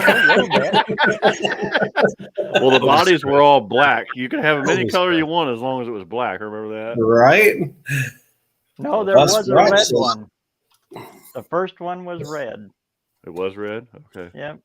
That was Henry's. Okay. All the rest were black. Right. Buff's garage says blue. I think it was orange. Blue. John said khaki. Chartreuse. This was an easy one. Dark green. It was also called the industrial. And it's the way you can tell if you got an industrial block. It was white.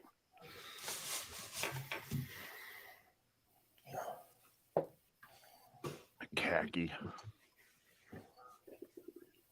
And another hint, it's in one of my videos. Oh.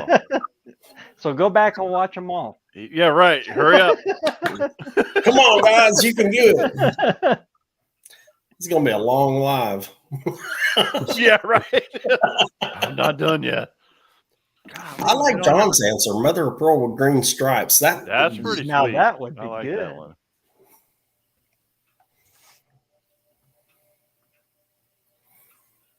They used it all over, even in the 60s. All the big truck engines and the industrial engines were painted this color. Come on, Landon. I told you this a couple of days ago.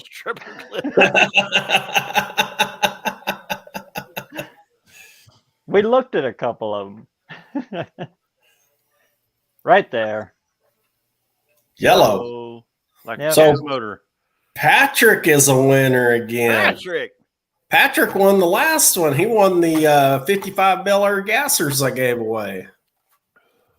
And the only reason I could think of that is because it's the color of that truck. Awesome. Well, I've already got your address, Patrick, so I'll get yours in the mail on Monday.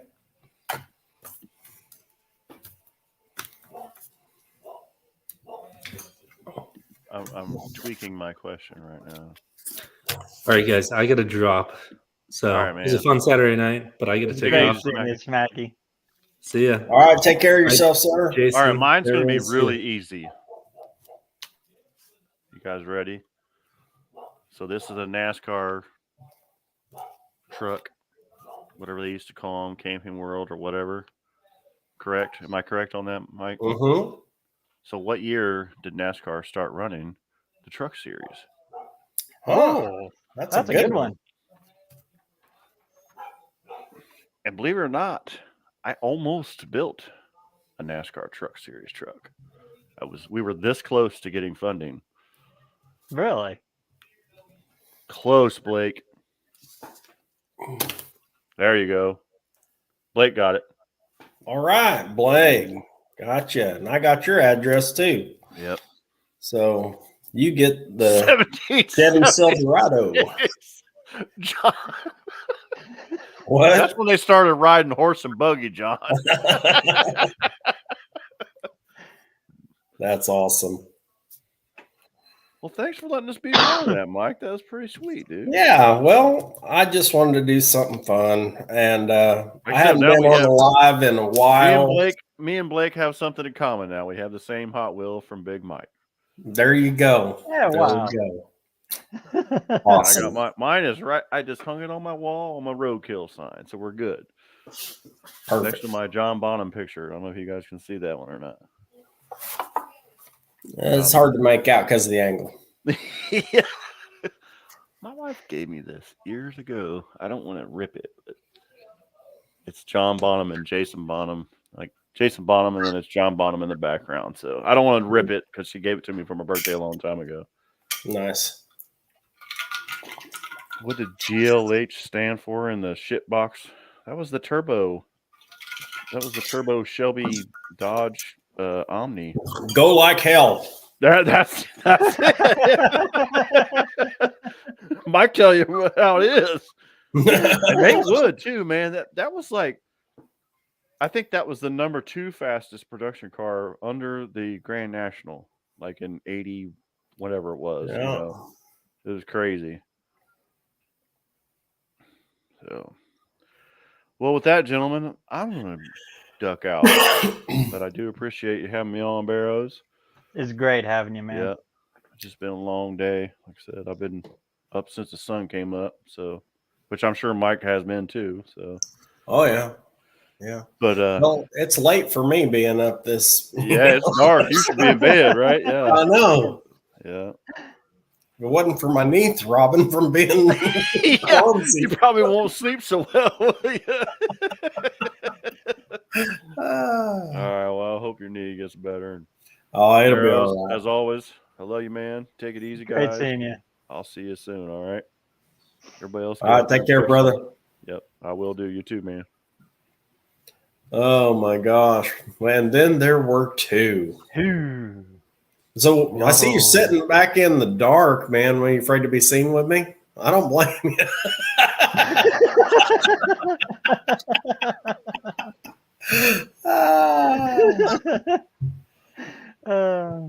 I moved my light over some ways. It was here.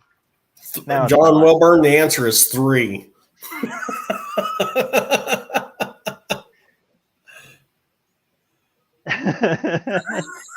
Two. My answer is always 2. Okay, well. Too late, too soon, too many, too few. It's always 2. See, mine's always odd because I'm odd. So Buck does it says -2. Too short, too late. If I turned a light on, it would feel like tomorrow, and then that's one more. Then it would be 53 days. Calendar. Exactly. Yeah, then it would be 53 days. Don't say that too loud. He'll start coming on here and telling us, yeah, 53 days and half an hour or something. That is cool though. That orange sticker in his background. That is the motivation right there. Yeah. Mopar Dan got your email. Awesome. This one actually came right through. See you later, Dallas. Thanks for coming. Hey, thank you, Dallas. Good to see you. Man. Wow, I'm up 10 o'clock at night. Woohoo. Whoa. Party, party, party. Actually, reason it took me so long to get back on here too, even after I doctored up my knee a little bit, was I realized I hadn't eaten any supper because I was sitting in here on live and I was like, I didn't eat. Why am I so hungry? So I made me some wild boar nachos. Holy cow. Yeah. Well, a lot of that wild boar that we got, we just ground it up into just ground meat. And you take and open up one of them taco seasoning packages and put it on that and cook it up. It's great for nachos. Huh. Yeah. We use it just like we would ground beef. So I got a pork roast marinating right now in tequila and paste pecani sauce. All right. Gonna try the spicy pork. Nice, nice. Power's out and busting out the candles. Oh man. That's never bueno. Must be that. I feel for you, Blake. See? Must be using the renewable energy. I got a solar powered flashlight, but it never works. Right. I've actually looked into doing some solar power around here on a couple of things. Not anything.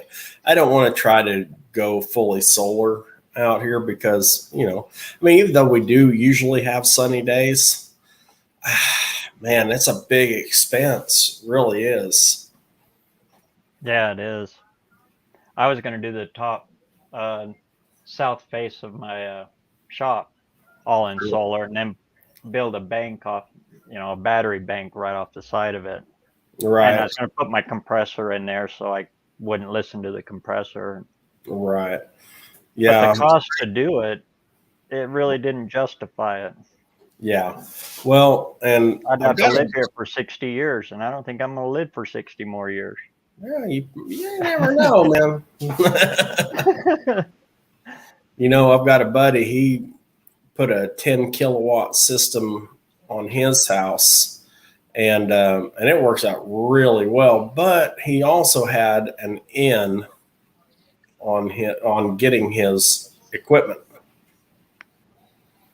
and he knows someone who has an industrial business, an account.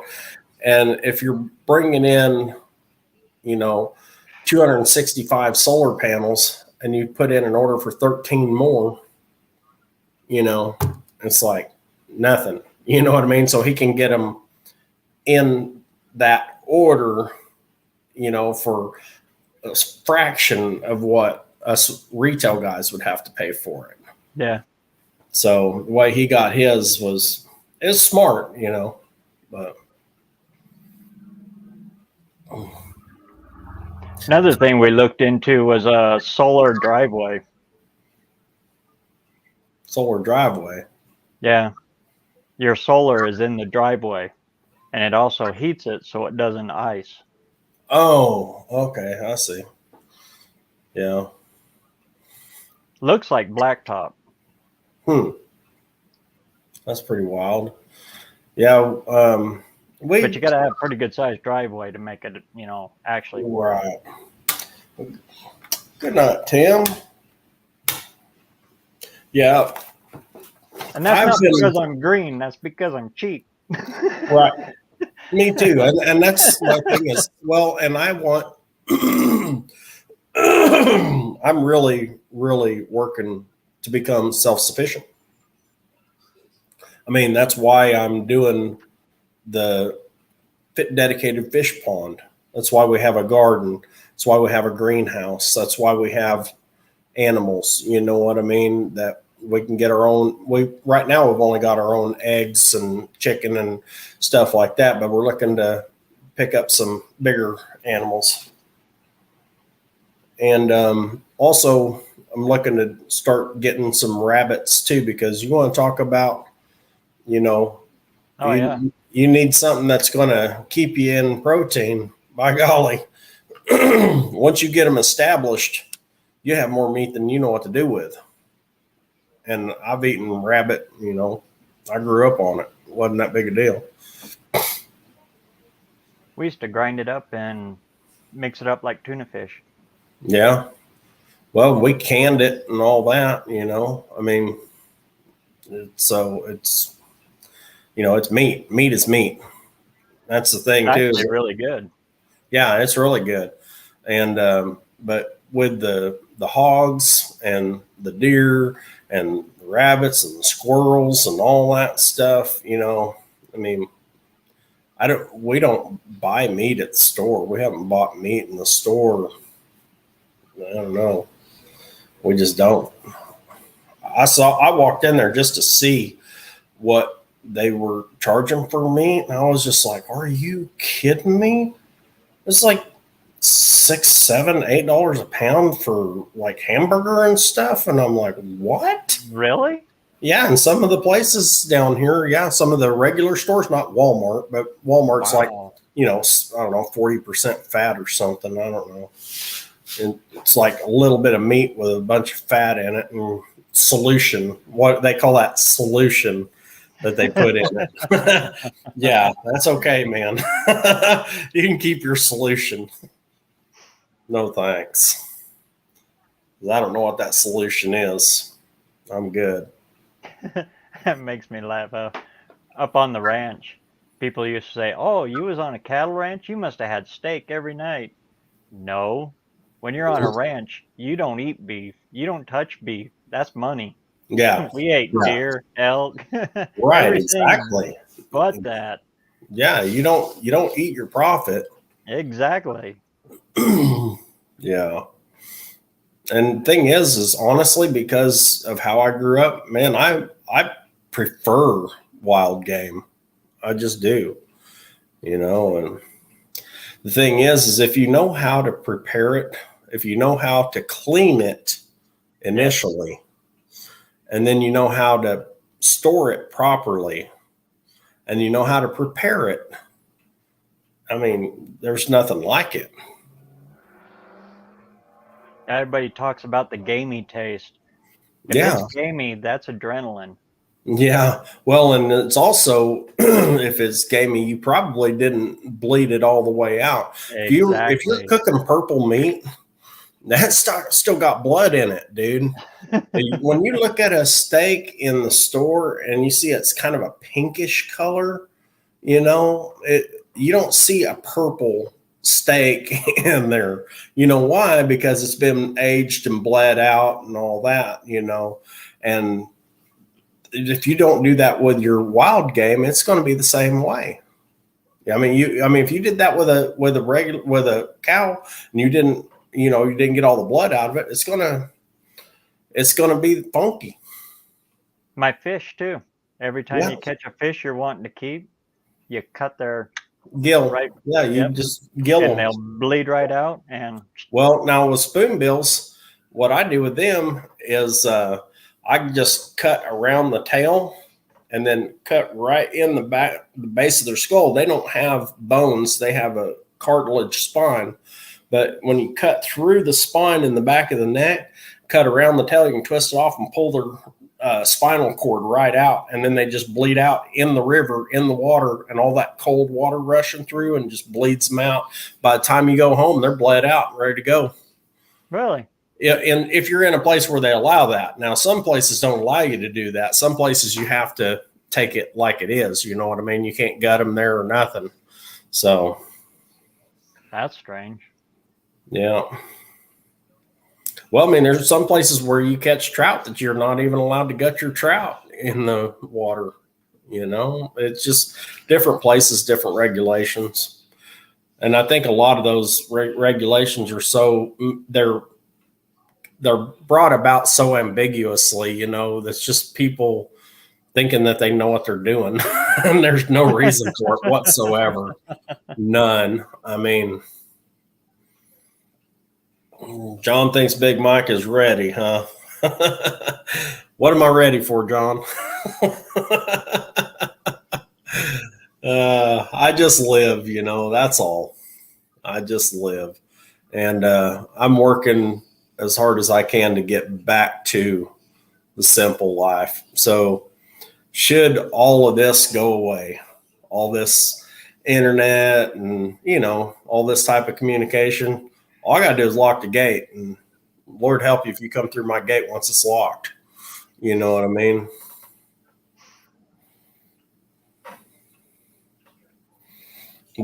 By golly, what kind of distance are we talking? Because I got a 700-yard range out here.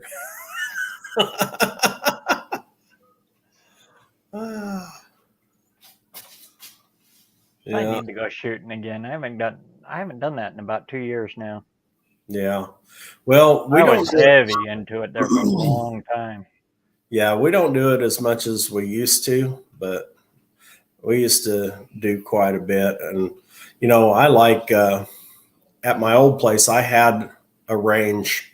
I built a range in my backyard where I wouldn't say it would rival IDPA, but it was a good range, man. It had several neat twists to it.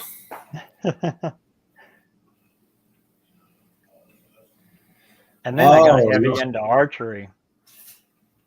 I still love to do that. Yeah. Yeah, I work on 0 to 100 as well because, you know, when I'm out in the woods, you're not gonna be shooting that far. Generally in the woods, maybe 40, 60, as thick as our woods are. Yeah, you go to Oregon and Washington and northern Idaho, though, it's like 5 feet. Yeah, that stuff is crazy thick. Thick. Yeah, it's thick. I know. Well, we lived in Oregon, you know. Yeah, I know the woods up there are not any kind of joke, man. And there's natural deadfalls in there just that you can't see. Yeah. I mean, you really got to watch your step out there.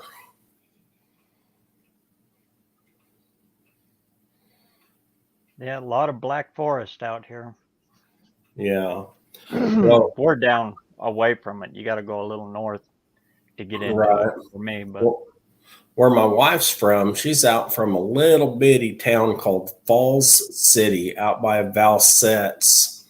And it's not too far from the coast. It was a little logging town until all the environmentalists started screaming about the spotted owl and all that crap, you know.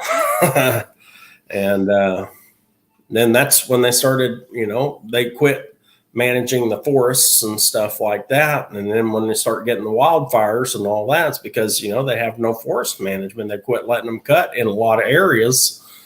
And people don't take that into account.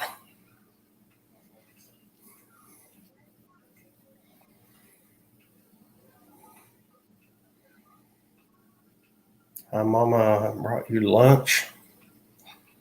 The last few years I hunted, though, I went from rifle to muzzleloader.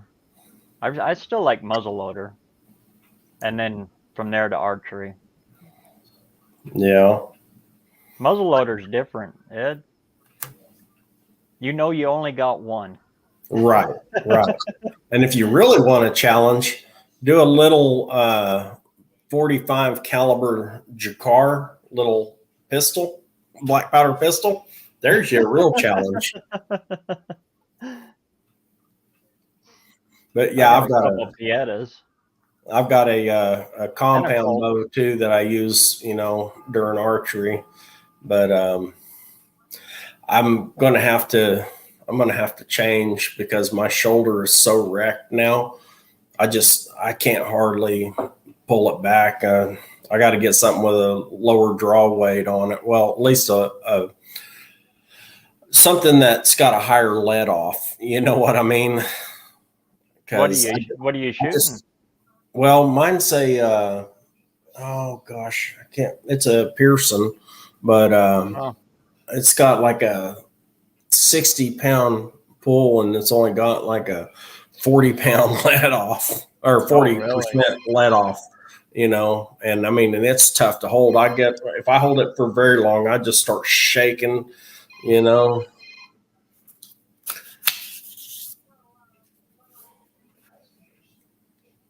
It wasn't me. I didn't do it. It was me. No, it wasn't me calling you.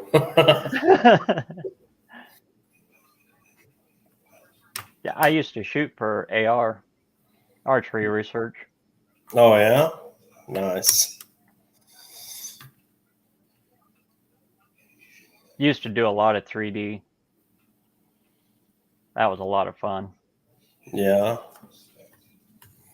Walk around in the woods and shoot foam targets of animals. I like that too, John. He likes the draw weight of a pistol. About 4 pounds.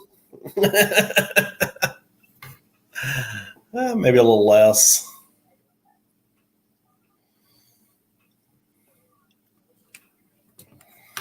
Yeah. But those days are all long gone. We used to like to shoot quite a bit, but now with the ammo situation, all that, we don't burn up near as much as we used to. We'll just put it that way.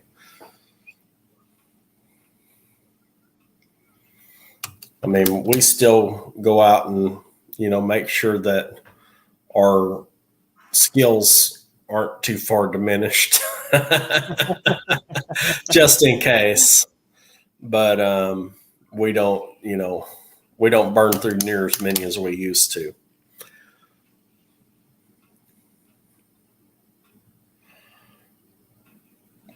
Like growing up, we were out there all the time. Oh, yeah. Yeah. Well, you think about back whenever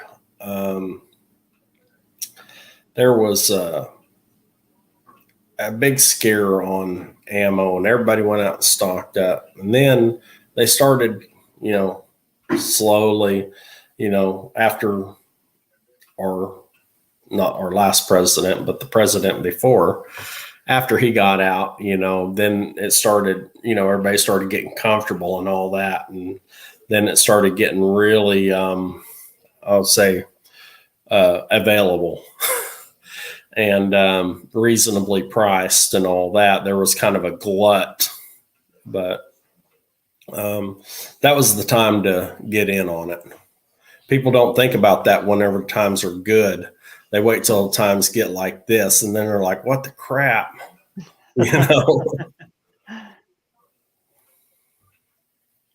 I still got a pretty good stock. Yeah. Every payday, I'd buy 100 rounds of each. Yeah. Yeah. Back when I was doing it. So I've right.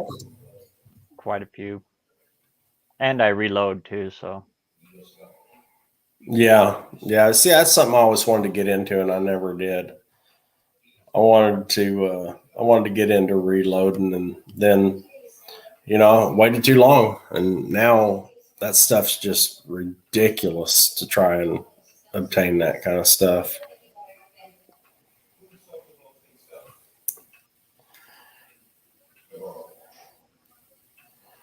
Reloading and shooting is kind of like drag racing. There's a lot of comparisons you can make with that. Yeah. When you're dialing your powders in for your rate of twist to, everything. It's just like setting a car up. Well, I still enjoy it. I mean, but I do it more for, I think of it more as for necessity anymore than entertainment. You know what I mean? It used to be, just about entertainment and a lot of fun and all that. I mean, for the most part, and with the kind of the thought in the back of your mind that, someday this might be something you're going to need to rely on. But now it's leaning more towards the latter.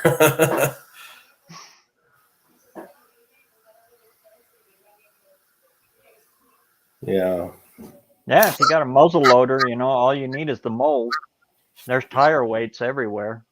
Oh, dude, I have selected so much lead. I mean, well, not just that. If you, these old cars that you're talking about, those old scrap batteries. Yep. There's a ton of lead in those, dude. Yeah. They've had plenty of time for all the acid to go completely away. So. And I got molds. Yeah. Well, I also make my own sinkers and stuff too for snagging. I've got molds for my bell sinkers that I use for spoonbill snagging. That's the only way you can catch them, isn't it? Yeah. Well, like paddlefish. Legal. Yeah. I mean, yeah. Well, so if you catch them accidentally, you're allowed to keep, so many. My cousin that lives in Oklahoma, he puts out a trot line and it's on the river. And when they come migrating through, they'll get hung up in his trot line and he's allowed to keep them there, But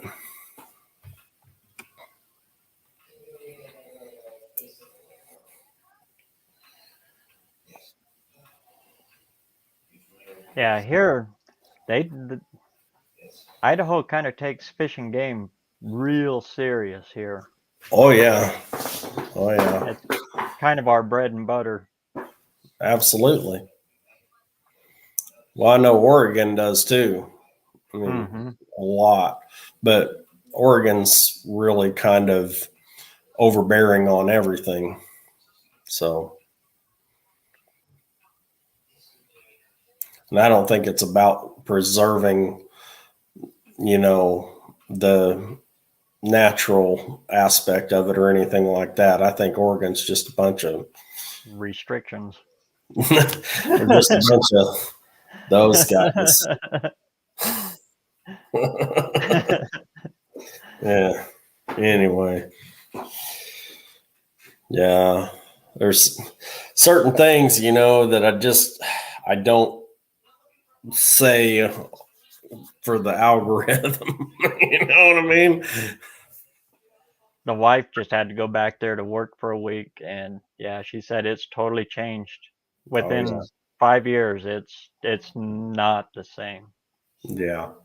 Well, we haven't been up there we flew up there to see our kids. Gosh, it's been 6 or 7 years ago. And we were just dumbfounded by how much it had changed since we left. Rich, we are still in the process of doing some finagling on that. I guarantee you that goes through, everybody will know. Zero That G. looked like it was pretty good shape. Dude, that thing is amazing, really, honestly. And the only thing that it really needs mostly is put back together. I mean, it's got. Looks like it's pretty close to being there. Yeah, it needs the fuel. Well, it needs a new fuel system, fuel tanks out of it. Oh yeah, that's a hand. Right, and the floor pans do have holes. Do they? Yeah, and I mean, but they're small holes, So I think I can probably just put some fabric and spray them, and like what Mopar Joe did on his floor pans there. I don't remember what the name of that stuff was, but he was stabbing it with a screwdriver and all that stuff, And I'm not looking to make a show car out of it. If all I want to do, and I told the guy, I just want to clean it up, get it running really good. If it needs any suspension or brake work or anything like that, I want to make sure that it's 100% safe. And then I just want to clear coat it and drive it. I mean, I just want to drive it. That's all. I want to make it a weekend driver. Yeah, Oregon did finally drop it. Yeah, they still have a lot of self-service or full-service gas stations. Yeah. They still have a lot of full-service gas stations, but of course, fuel's more expensive at those than at the self-service. Yeah, they fought tooth and nail to try and keep that stupid crap. I'll never forget first time I went to Oregon and I hopped out of my truck and I'm going there and grab the gas nozzle and guy's like, "Hey, what are you doing?" I was like, think you got SWAT team after you? I was like, "I'm getting gas. What's it to you?" And he's like, "Dude, you can't do that." And I'm like, "Yeah, I think I can." And I'm like, "Why, are you guys out or what?" I was like, "What, you guys out or something?"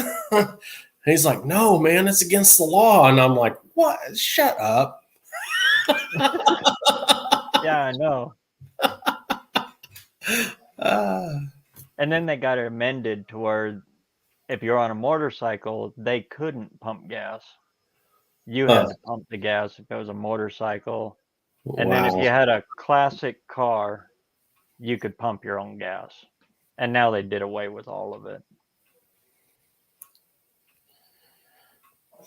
Yeah, that's crazy, man. I tell you, their laws are just so arbitrary, and all their administration costs are through the roof. Yeah. I couldn't believe it, man. And why'd they keep the 55-mile-an-hour speed limit forever? I don't know. You know how long it takes to go from revenue. Ontario to Bend? Oh my God, that's like a revenue. 10-day trip. That's why they kept it revenue. And all the way across there, it's like this. And where do the cops sit? At the bottom of each one of them. Mm-hmm. Yeah, at the bottom, just around the corner. Yep. So as you get to the bottom of that hill and your brakes are warming up and you're letting off of it. Yep. The other bad one was from Reno to Jackpot or Wendover. Either one. You don't want to get pulled over there. It's a required court. You have to go back and go to court. Must appear, huh? Yeah. Yeah. Well, the first time I moved up there was in 1999. And I went up there and I had my Arkansas driver's license. See you, Landon. So I had my Arkansas driver's license. I had my motorcycle permit, because you got to have that extra thing, it's a separate test and all that. So because I didn't take a motorcycle with me up there, they were like, well, if you want to keep your motorcycle endorsement, it's an extra $30. And this is in 1999, mind you. It was an extra $30 to keep my motorcycle endorsement on my license. And I was like, well, I ain't that worried about it. I'm only going to be up here for a year or two. I just went up there for work and whatever. And so I was like, I ain't going to worry about it. I'll just get it when I get back to Arkansas, And man, then when I went back to Arkansas, they made me take the whole freaking test and all that stuff over again. I'm like, are you serious? But in Arkansas, for the motorcycle endorsement, it's like nothing. I think it was like $7. It's like, whatever, man. That's the way it was here too. Yeah. We still don't have a helmet law here. Yeah. Well, Arkansas. It's highly advised. Right. Well, Arkansas didn't have a helmet law, and then they did have a helmet law, and then now they don't have a helmet law. And Missouri just dropped their helmet law. Well, if you're 21 over and have valid proof of health insurance as well as your insurance on your motor vehicle, yeah. It's like, what? What? The hell is that? Like, whatever. I just put on my skid lid anyway because I don't want to break my cranium. It's already jacked, as you can tell. I haven't rode a bike in forever, though. I've just got a little half lid that I wear, just in case. To keep your peripheral. Yeah. Well, I really don't want to crack my cranium again. I mean, I've hit my head pretty hard several times. But me too. If I shaved my head or if I took my hat off, I got a funny looking head. Yeah. It's all bent and twisted. Yeah. Well, mine's from, I'm just going to say, misspent youth. Yeah. I've been in car wrecks. I've been in fights. I've been in, bad situations.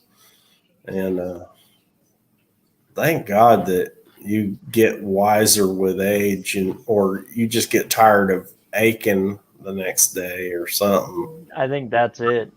and it takes longer to heal. So Yeah. You know, I mean, just that little spill that I took earlier, I was just like, holy smokes, what are you, 70? Because I didn't break my hip.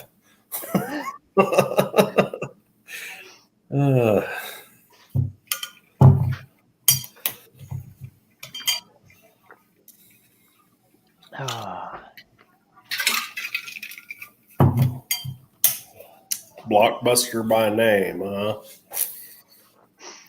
Yeah. Well, this week I am hoping, well, no, let me rephrase that. This week I am determined to get past that fuel system issue. And then after I get past that fuel system issue, I'm going to start working on some interior components. Ooh. Gonna play in my game, huh? Well, not even close to. No, you're doing it the right way. No, I wouldn't go that far.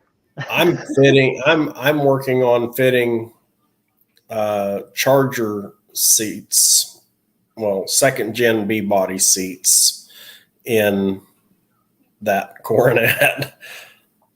Buckets and the back seat too. Yeah. You're gonna try to work the back seat into it? I'm going to try. I want to see if I can get it to fit. I don't know if it'll fit. Honestly, but it might. Back seats are tough. Back seats are really tough. The way it's got that, that curve to it, I think I might be able to. And also because if you look at the structure inside the Coronet versus the structure inside the Charger. Now, the Charger, between the outside skin and the inside panel and bracing, it's like this thick. On the Coronet, it's like this thick. You know what I mean? Between the outside skin and the inside bracing, it's a lot narrower space in there. And so I'm thinking I haven't measured it yet. I haven't got that far, but I'm going to work on trying to get some interior in there. I'm going to put some seats in it just because. I'm going to say 48 and a half. 48 and a half is what the seat is? Your Coronet. All the way across. You think the Coronet's 48 and a half? What do you think the Charger bench is, the bottom bench? More. Well, okay. Well, how about this? Because I think you got a 53-inch track width on that, right? And your rear. I think. Oh. 51. I know that I'm having to change out my wheels because the rear end that I put in there, that 8 1/4 out of the Charger, is considerably wider than what came out of that sucker. Yeah. And I had to put the spring purchase on the inside of the other spring purchase that were already there. But I left the other spring purchase there because if I ever decide to use it again on another B-body, I mean, if I decide to pull it out of this project at a later date or whatever, I don't know what I'm going to end up doing with this car. I may keep it forever. I may sell it. I may use it for parts. I don't know, So I just left those spring purchase on there. And also I used them for a guide to make sure that I was flat and straight and measured, front to back to make sure they weren't twisted, So whenever I went to put on my shackles and stuff, I knew they were going to be straight. So you didn't degree the pinion? Huh? You didn't degree the pinion? I just put the shackle I just put the purchase right inside. You should be close enough. Right along with the other ones. I figure it's close enough. And it's not like this thing's going to be pulling a wheel off the ground or anything. You know what I mean? This thing's just going to be cruising down the road. My opinion angle pretty forgiving anyway. So yeah, well, and it actually when I took it for that little trip on 4th of July and I took it down the road and back, man, it drove really well. I mean, seriously, it drove really well. I mean, I couldn't feel any vibration in that drive line or anything. I was honestly surprised that it drove as well as it did. That was a good video, by the way. That was a really good video. Yeah, well, I appreciate that. I had to get it out and do something more than, just take it off the trailer and, move it 5 feet. I just wanted to see how it would do. But I'll tell you, when that camera angle goes up and over and you see the edge of your driveway, after talking to you the night before about your little unloading escapade where you almost my toes started to curl up for you. I was thinking, uh-oh. Yeah. I know it's good for views, man, but yeah. Well, but I figure as long as I've got it in gear, you know what I mean? It ain't going to get too far away from me. As long as I make sure it doesn't pop out of gear. Yeah, that's a hoot. I love that thing. Yeah. But I think moving your fuel pump, that'll probably solve that. Yeah. Well, first thing I'm going to do, though, is I'm going to blow back through it and make sure I get some bubbles, to make sure that I know for a fact, because I've got like 15 gallons of gas in there. So I know it ain't that. So I'm going to blow some compressed air in there to make sure it's blowing through and I can get in bubbles. If I'm getting bubbles, then I'll, move everything back there and do all that. But yeah. Did you try squirting a little carburetor cleaner through your lines before you hooked them up? And then watch to see what comes out? No, I didn't. Try that. I probably should have done that. Just, stick the straw in and just yeah. Watch at the other end. And if black car comes out, stop. Yeah. You can take a funnel or a syringe and some acetone and just fill it full. And the acetone will eat that varnish right out of it. Right. Because that's what happens, the gas sits in there. Yeah. Yeah, well, I had varnish that thick in the bottom of that tank whenever I pulled that sucker out of there.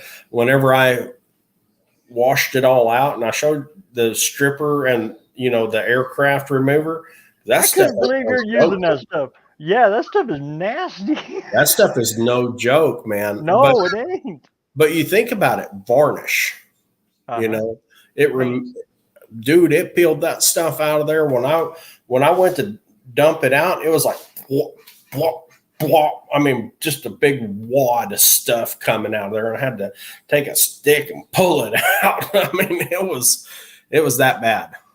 Yeah. But it ate right through it, man. Because it does. It gets on it and then it expands it and turns it into like foamy jelly. And yeah, and I washed it out like 3 times with that stuff and I sprayed it out too, and then I put gasoline and the heat, the little yellow bottle of heat in there. And that's what I finished it off with, was that gasoline and heat, and then just let it evaporate out of there. Yeah, that's why when I was doing mine, I had it right out in the direct sunlight. Yeah, that's what I did too. And it would get so hot, man, it burnt my arms when I grab a hold of it. Perfect, because it just... Yeah. Oh, yeah. Well, you could see the heat monkeys coming out of there, man. Whenever I had it setting up on the trailer, I had it setting up on my flatbed trailer in the sun, and you could just see all the heat coming up off of that sucker, man. And I was like, ooh, I hope that thing don't catch on fire. I couldn't believe you used the stripper, though, aircraft stripper. Why? That stuff's wicked. I know it's brutal. But I want to get it done now. And then And you it'll- use your bare hands. Yeah, I'm not a safety Nazi, but wow, well, that shit burns. yeah, you see that little jar that I put that stuff in, that I put my sending unit in?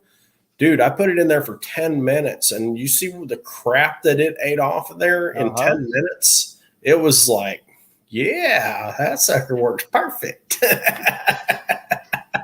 That's that, but I do cut it with regular paint thinner too. So, I mean, it's not I've never cut it though. It's not full strength. I cut it with paint thinner. I cut it to like, it's more like 4 parts paint thinner and 1 part stripper. So, I mean, I dumb it down quite a bit, but it's still pretty brutal stuff, man. It can erase evidence. Well, I'm more with experienced gearhead. I think I found the next best thing to the Holy Grail engine. That sounds interesting. 2 actually. A 57 331. A 58 And a 354. 58 354. The 354.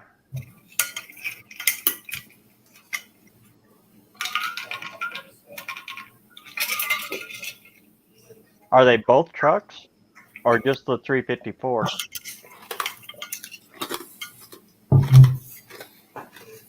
The Dodge ones were more for torque, not for power. But yeah, that's why I've got a 57 Dodge sitting out in the backyard, because it was supposed to have the 331. It's the only one I've ever bought off the internet sight unseen. It's got a 68 318 LA in it. Oh, that's a long ways from a 331. That's a little bit different.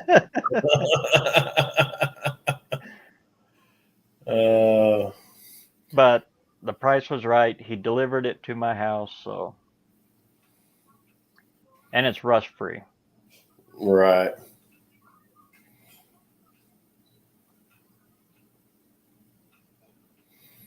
But yeah, the first gen Hemis, they're John's guy talked about that with. He's building a DeSoto Hemi right now. Those were more of the performance ones, the DeSotos and the Chrysler ones. Plymouth never got one, did they? When I lived up in Oregon the first time, up in '99, my ex-wife's uncle, he was a mechanic for Gary Corbett, Bad Company Racing, and he ran a nitromethane DeSoto Hemi in his 67 rail, and that dude was no joke. Yeah. That's the ones that everybody wanted. But when they dried up, everybody was looking. That was our secret around here that I'm not supposed to talk about on the internet. We'd go out looking for spud trucks in those years. Grain trucks, spud trucks. Right. Because they put the Hemis in them. Well, around here, they've got a whole bunch of the industrial 440s and 413s in the apple and peach orchards up on stands up there to help to pollinate and to all that stuff. And then, because a lot of times around here, it'll just get still. You know what I mean? I mean, they ain't moving. They'll fire up them big old industrials, man, and they just, you got some breeze there, buddy. And when they fire them dudes off, just think about hearing like a squadron of bombers coming overhead, with props on them. Sound like World War II out there. They have them in Washington too. What do they call them? Frost mills? Something like that, yeah. They fire them up like a big windmill. Yeah. Big fan, so it blows right. the Yeah, air around. They've got just like a big fan on them. Yeah. Yeah, they do that down here too in the apple and peach orchards. And you find all kinds of weird engines on them. Yeah, well, that one Vollenweider orchard, he said all they used was 440s and 413s. And they're all the industrial ones with the water cooled heads, you know, they got the water passages in the heads. Yeah.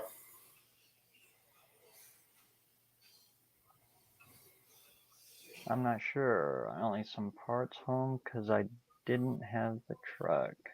I took pictures of the first block castings.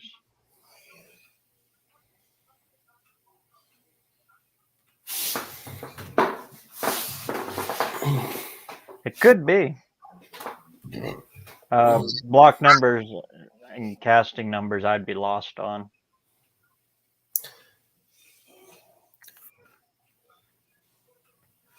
But the 331s, I well, it's a first gen Hemi no matter what it is, so if you can pick one up on the cheap side, yeah.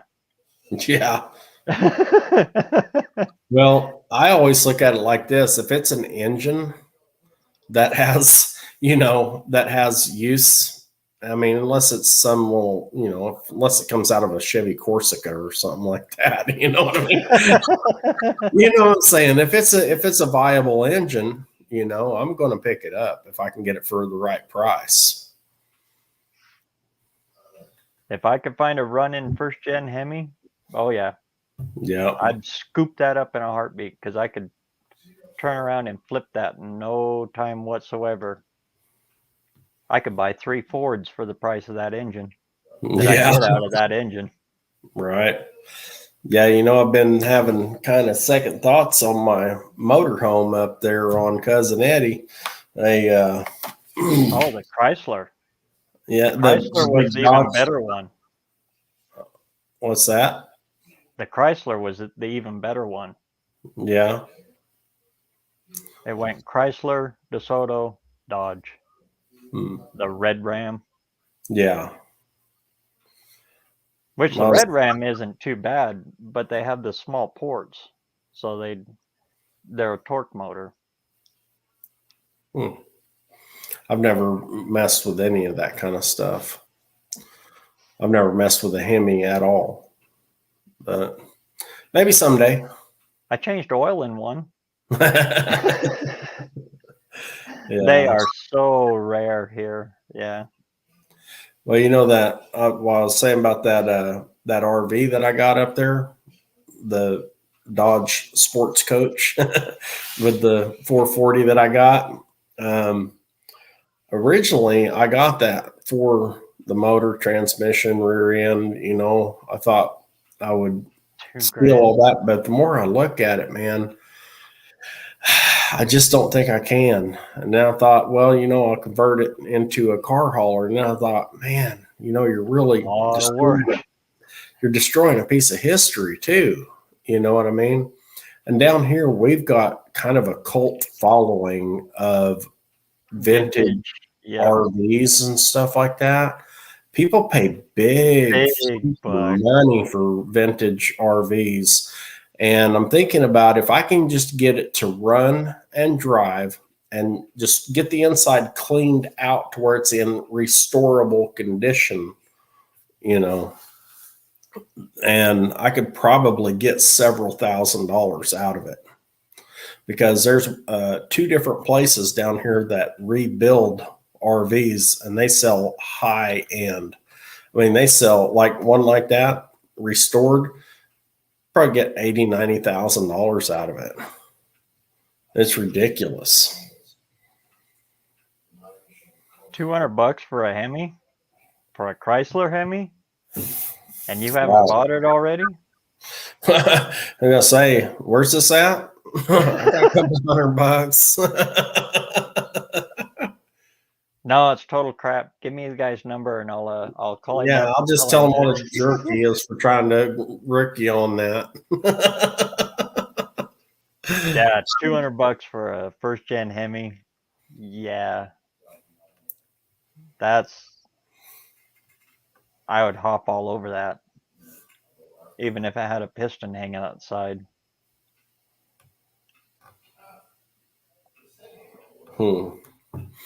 Yeah, but any of those parts are going to be expensive. Extremely expensive. Right. I'm saying any of those parts that you can take out of there are expensive. I know that much, even without working on them, just because of what I've heard and read and all that. And I know what you can get out of them, but power wise and performance wise. But I look at them like what kind of dollar signs I can get out of them, because I can't afford a Hemi. Yeah, me neither. That's why it's taken me 2 years to build a 440.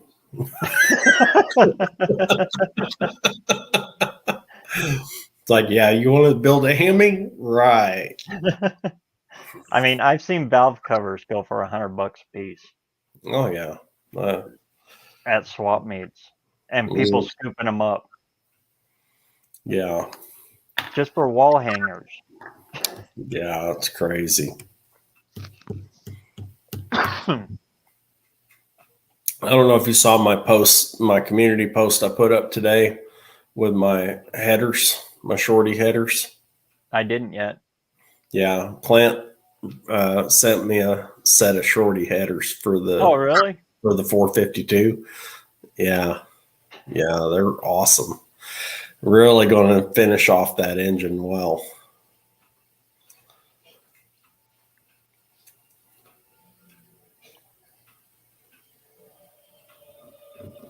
Yeah, the modern Hemi's a totally different animal. Yeah, I've seen quite a few of the retro mods that they've done with the new Hemis. I guess, I It falls in guess. the same for me as an LS. Yeah, me too. It's like, might as well just throw an LS in if you're going to do that. Save your money. Just throw an LS. If you're just gonna crap on it anyway, if you're just gonna take a dump in the engine bay, just dump an LS in it. And for people who want to get into racing and stuff like that, and if you're a Mopar guy, the best advice I can give a Mopar guy is LS swap it. Best advice I can give a Mopar guy is be a Chevy guy. It's a Chevy, and you don't like Chevys, so you're gonna drive it hard. Yeah. You're gonna push it, you're gonna hurt it, and you're gonna feel good doing it. That's the funny thing I was telling Clint I love about his build, that he's putting a big block Mopar in a S10. And I'm like, that's like a little finger in the eye of these Chevy guys who LS Mopars, Yeah, I'm looking at a 63 Dart. Me and Landon are. Nice. And we're going to stick that 460 in it. Oh, my. Well, I thought we could be friends. I'll see you, buddy.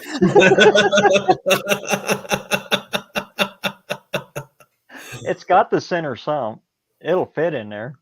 Yeah, no, I tell you, everybody has got their own ideas on things, and that's what's so cool about our community is that we can disagree on things without being disagreeable, and it's all about just kind of keeping it alive. You know what I mean? We're trying to keep these old cars on the road and doing stuff with them, and they're not just sitting in a freaking scrap pile rusting to the ground.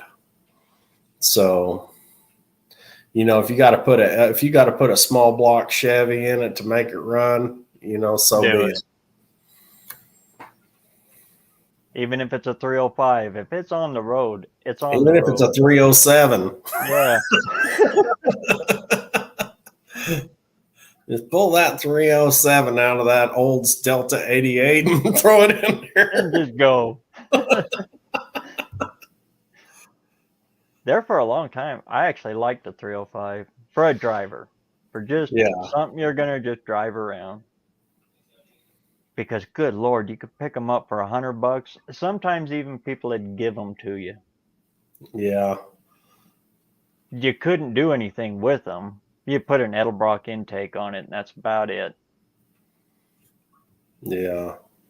Well, I'll tell you what, I had an old 68 Chevy with 327 in it, man, and I tell you, I really like that old truck. That thing was a bomber, man.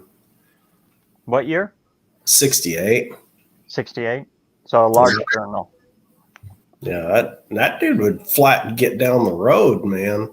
Oh yeah, they It scoot. wasn't no slouch. No. Touch that throttle on a 327, she jumps. Yeah. Well, it had that 2-speed power glide transmission. Man, I mean, that thing would just go. Oh, it was an automatic? Yeah. Automatic truck? Wow. Oh, it wasn't stock. No, I traded for it. Oh. And yeah. I used to trade back and forth a lot on vehicles. I was always driving something different, you know. And I really enjoyed a lot of off-brand, you know, that weren't just Mopars. But I've got my heart is in the Mopars. I love the styling. You know what I mean? I love that chop. Whenever you build a big block and that chop, you know, in the exhaust, man, that chop, chop, chop, chop. I mean, there's nothing like it. You know, you can cam out a Chevy, you can cam out a Ford, you know, but it just doesn't have that same chop, man. It just doesn't, you know. I don't know. I've just always loved them.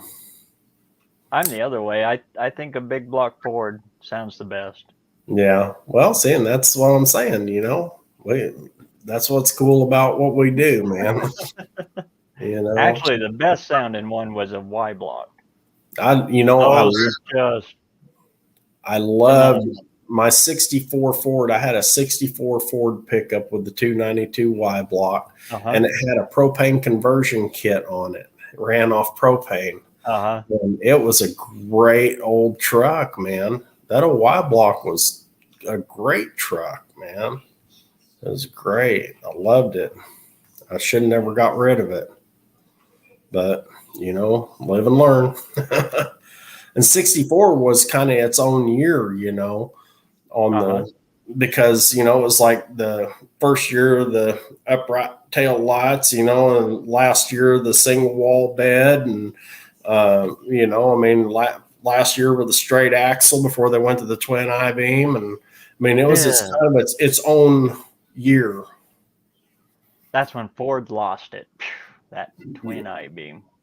Yeah. I agree with that, but yeah, I really like that 64. It was a great old truck. And well, I got rid of it and I just gave it away. I gave it to my best friend. And he gave it to his dad, and his dad put it on a Camaro chassis. I was like, what? He's like, yeah, it's got 4-wheel disc brakes and all this. And I'm like, what? What? I'm like, I didn't even think it was the same wheelbase.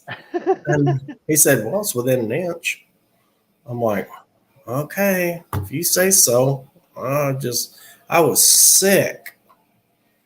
I was just like, I never would have gave it to you if I'd have known you guys were going to do that to it. But it's just there aren't a lot of guys now are taking Crown Vics and stripping all the body off of them and then setting them old trucks on them now. Yeah, Casey's Customs, he did that with, I think it was like a 49 Ford or something like that. He put it on a Panther platform. And my neighbor just did it with a 70. Nice. I don't know if you've ever watched Casey's Customs at all, but he makes a lot of rat rod type stuff. And he took a Mustang, a newer Mustang. I don't remember exactly what year, but it was a nice car, and just cut all the body off of it, man, to where it was just a rolling chassis, you know, running and driving chassis. And then I think he put I don't know if it was a 65 or a 67 body on it, and bagged it and all that stuff. And I mean, it looks really sharp, you know, but it's got all the new features and all that dash and, you know, all the new stuff in it, you know. I don't like it when they use the new dash. Yeah, but the guy that he bought that Mustang from that he chopped up, he sent him a text and showed him what he had done to it. He's like, is that my effing car? And he's like, well, he's like, the money in your pocket and the bill of sale in my hand says it's my car, but I just want to show you what I was doing. He's like, I can't believe you did that. I love that car. And anyway, the guy got really butthurt about it or something, you know, and I'm just like, well, you probably shouldn't have sold it, you know. Once you sell a car, you sell a car. Yeah. Yeah. Yeah. You live and learn. I mean, I've sold several cars I wish I hadn't have sold, you know, but you can't keep them all. I mean, I guess you could, but you know, one of the ones I really kicked myself in the butt for getting rid of was my old 69 Galaxy 500. It was a 429. Man, I loved that car. Oh, I loved that car. It was so, I mean, everything. Had the power, had the luxury, you know. I love that it had the radio over here on the left-hand side and had the factory 8-track in the console, and you push the button on the radio over here to change the tracks on the 8-track, and it all still worked. Really? Yeah, it was, I mean, it was a great car. And then I sold it. This guy wanted it really bad and offered me way too much money for it. And then turns out he took it to Tennessee and made a show car out of it. Really? It was red with a white hardtop. And yeah, I've never seen another one just like it with, you know, red and white hardtop with 429 stock. I mean, it was great. And I don't guess they made too many of those with the 429 like that. So was it a 4V or a 2V? What's that? 2-barrel or 4-barrel? 4-barrel. 4-barrel? Yeah, it was 429 4-barrel and 2-door hardtop. Man, that thing was, oh, it was beautiful. There was a gal that lived down the street, an older gal. She had a 69 Galaxy. And it was a 429 car, but it had a little bitty 2-barrel on it. Oh, wow. No, this one had the 4-barrel. Yeah. Yeah. Well, in the way that I got that car, there used to be this old kind of a junk car dealer, kind of a what we call a knot lot. And it's like, you want to go look for a car? Yeah, but not there. His name was Don Garrison. Don Garrison's Used Cars. He would go to the auction on Saturday. He'd have new cars on Monday. Just like that. This old Galaxy, I went out there and I drove in there and I saw this car and I was like, man, I love that car. So, and I bought 3 or 4 other cars from Don because that's the kind of guy I am. I'm going to the shadiest place in town. Anyway, so I say, hey, Don, what do you want for that old red Ford out there? He goes, well, he's like, I don't know really nothing about it. He says, I just got it in. He says, I can't get it to run right. And he says, I can't keep it running. Said, something's wrong with it. I don't know. I said, well, what do you want for it? And he says, I'll take $200 for it. And I said, well, let me get out there and look at it. Now, this is back in, got to realize this is back in 92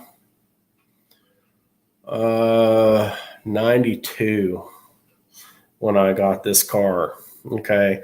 And so I go over there, hop in, and it's really hard turning over, you know, and then it finally kind of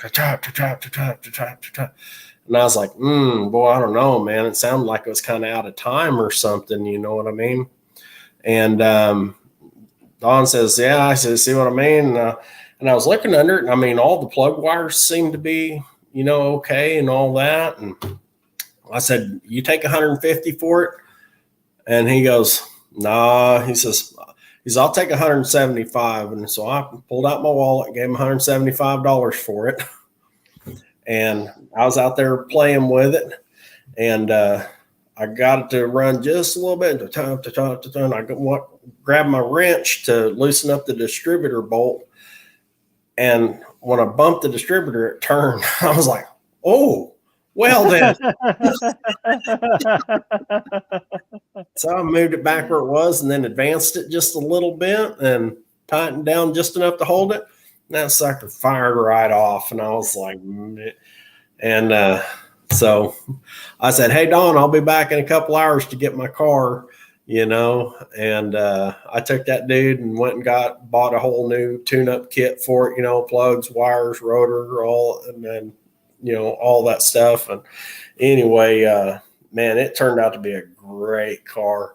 And then some guy, he offered me, it was like $700 for it after I just paid, like $175, put like $40 in it. You know what I mean? And I was just a silly kid, I was in my 20s. I was like, whatever. I didn't think nothing of it. Just a big car. Yeah, but it was a great car. Yeah. My first car was a big Nowadays, car. yeah. Yeah, my first car was a 68 Fury 3. I loved it. That was a big car. I had a 72 Lincoln Mark. That was a big car. Heck yeah, man. Talk about riding nice. Had an apartment with a little one-car garage. I had to pull it in until the back wall of the garage would move. And then I could close the door. Oh my. Yeah. Well, my uncle had one of those like that. And I said, man, this thing rides like a Cadillac. He goes, why can't it just ride like a Lincoln? I was like, good point. Good point. Yeah. It rides like a Lincoln. Yeah. It was great, man. Yeah, I love all them old big cars, man. Whoa, 58 Meteor. Mercury Meteor. I love those 58, 59s. Yeah, I do forgotten too. years. And I think I showed you pictures of my grandma and grandpa's old 57 Fairlane, didn't I? Uh-huh. Yeah.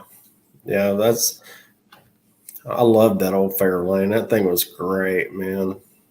Remember, it had holes in the floorboard, and I would sit there and watch the road go by while we were driving down the road, sitting in the back seat.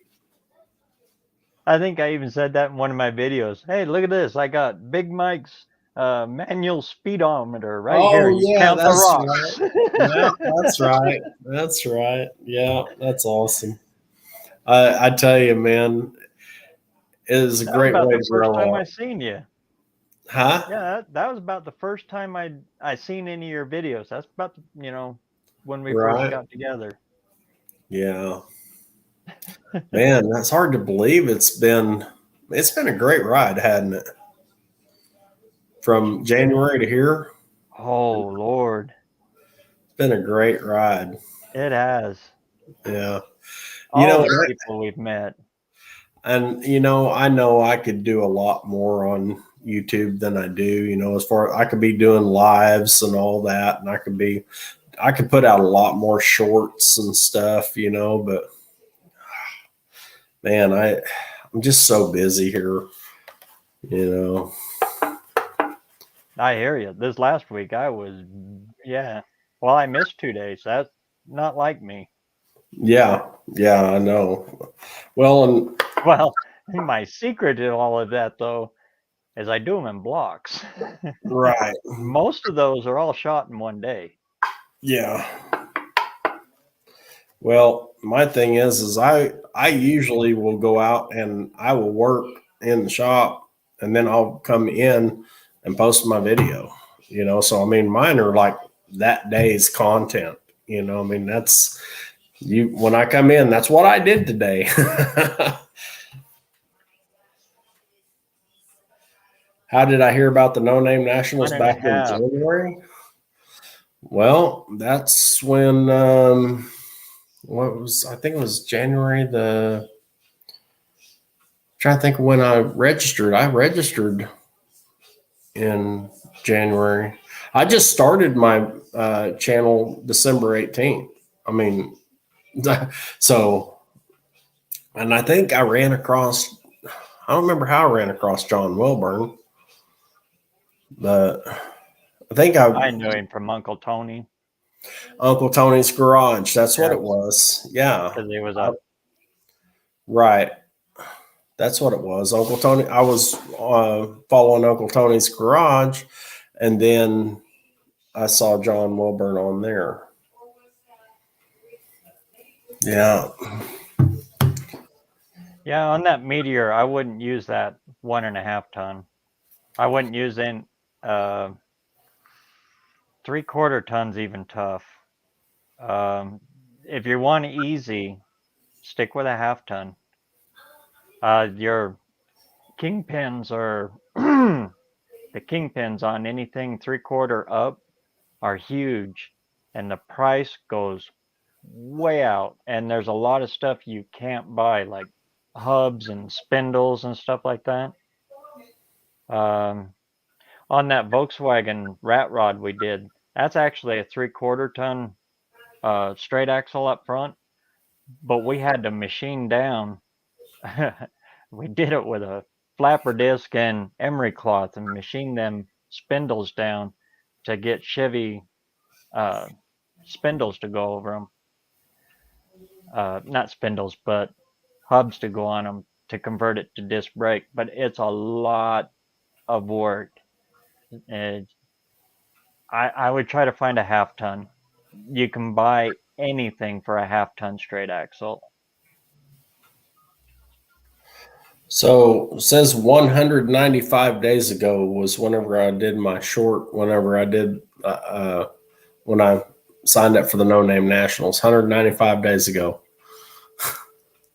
So whatever 195 days ago was.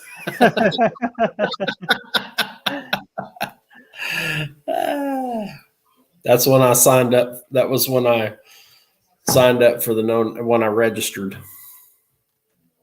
Yeah. I think that was either just before you or it was the same week, I think. Yeah. It was the same week. I know we both did the same week. And we both announced within a day or so of each other that we were going. And I think we both registered within a week or so of each other. And I mean, I was just like, I know I can build this car in that kind of time. I knew it was going to be tough to try to get that Fairlane. I knew that was going to be hard. Well, it's pretty funny because, with my Charger, initially I've got a 440 727 out of a 1978 Dodge motorhome. And initially I bought that for the Charger. And my plan was, okay, I'm just going to get this thing on the road. All I got to do is put in new floor pans and some brakes. Oh yeah, I got to change out the fuel tank. Oh yeah, well, this suspension's shot. I'm like, okay, so I figure if I get all this stuff fixed and just get that motor in, get it running and driving, I'm figuring $5,000 in 8 months. And I should have this thing on the road. Now here I am, $10,000 and 2 years later. It's always like that. And I'm just especially with Mopar. Yeah, I know. I'm just like, oh my gosh, man. So it is what it is, Yeah.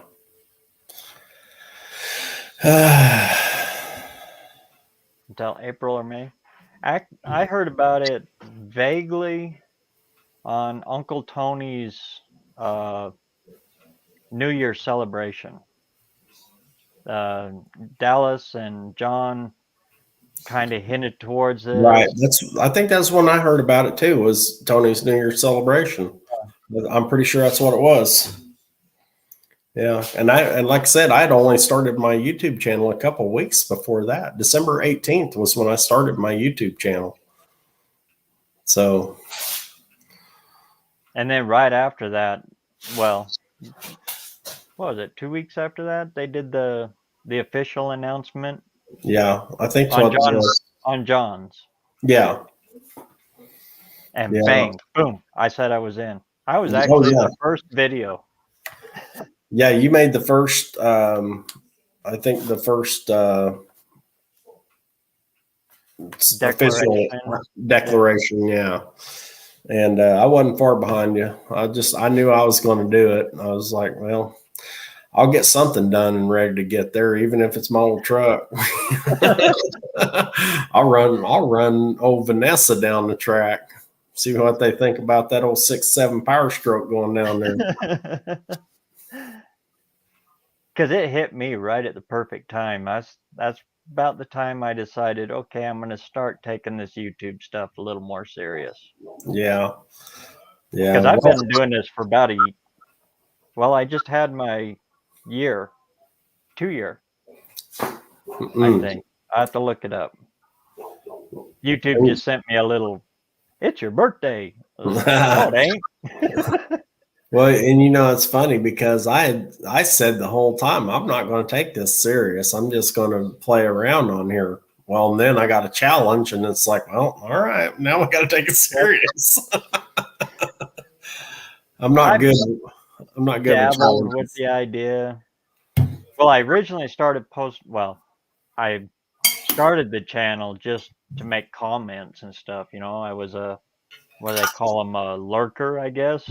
Just somebody who watches videos. I'd subscribe to some, but But then my dad got sick and had to go in the hospital, and it was during COVID. And I couldn't go in to visit him, and we were building the car together. So to keep his spirits up, I had to figure out a way I could video it and send it to him in the hospital, and then he could call me and say, "Hey, no, move that block back, 4 inches," or all of that stuff. Nice. So that's where my channel started. Well, that's cool. It's kind of odd that it was like that. My dad, he fell and broke his hip, and he was in rehab in there for quite a while. Yeah. And when he was in there and I was making this content, and he looked forward every day to seeing my videos of what I was doing with the old car and stuff, and help keep his spirits up, you know what I mean? Yeah. And so it just seems kind of wild that we're both kind of going through that stuff, Yeah. Yeah. Like I said, I think we're related somewhere. Somewhere. Let's see which one. Oh. Let's see. As long as we're not that one.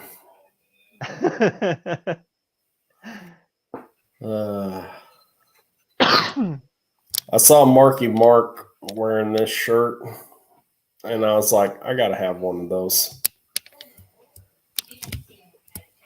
Yeah.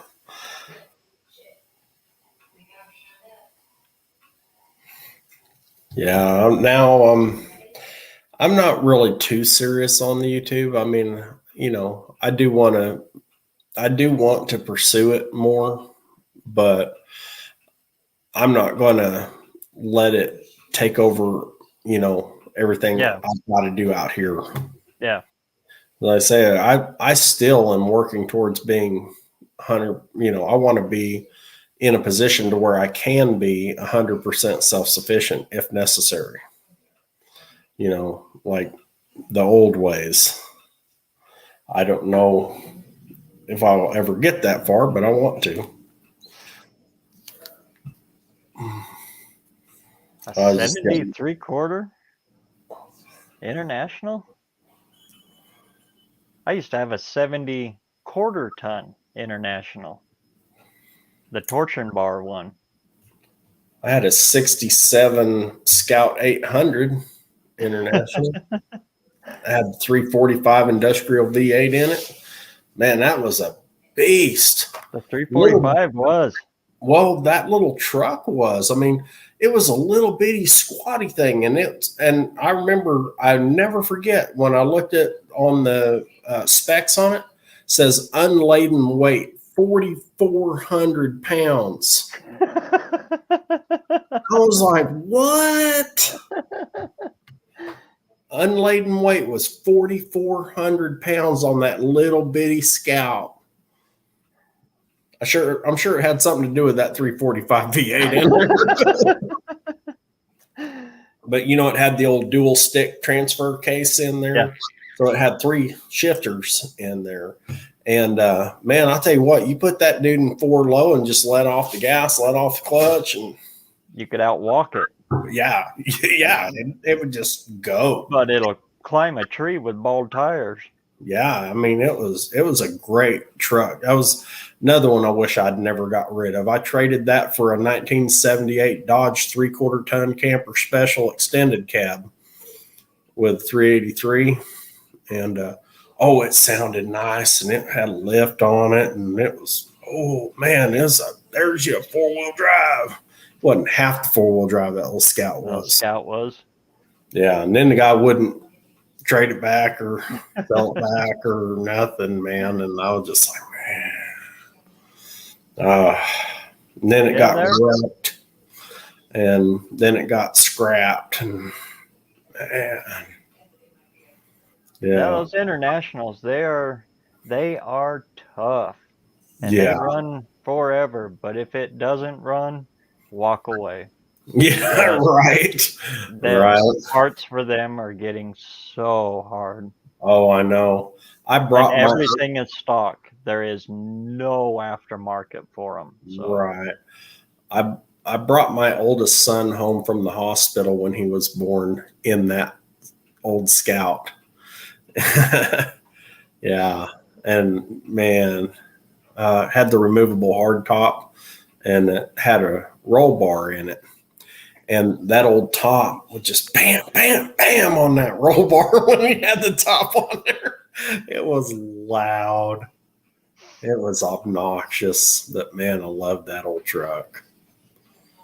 Got it stuck one time down at the lake playing with some friends. We were playing who can get closest to the water without getting stuck. Yeah. Well, in the summertime, whenever the lake recedes, you get out there in that muck, and everybody go 4-wheeling out there. We're saying who could get their tire closest to the water without getting stuck. And this big old Z71 went out there, and he got so close that his tire track filled in with water. So, I had to go outside his track. And it went, I couldn't even open the door. I mean, it was buried. And I climbed out the window. I lost one of my boots. And, oh, man, it was stuck like Chuck. And it took 3 rigs to pull it out. Yeah, it was stuck. But now I took it home and cleaned it all out, had to wash it all out because I had mud up in the brakes, and I didn't have no brakes going home. It was terrible.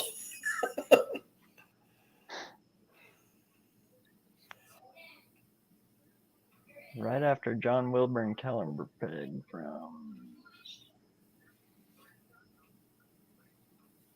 Oh, that's when you found me, huh?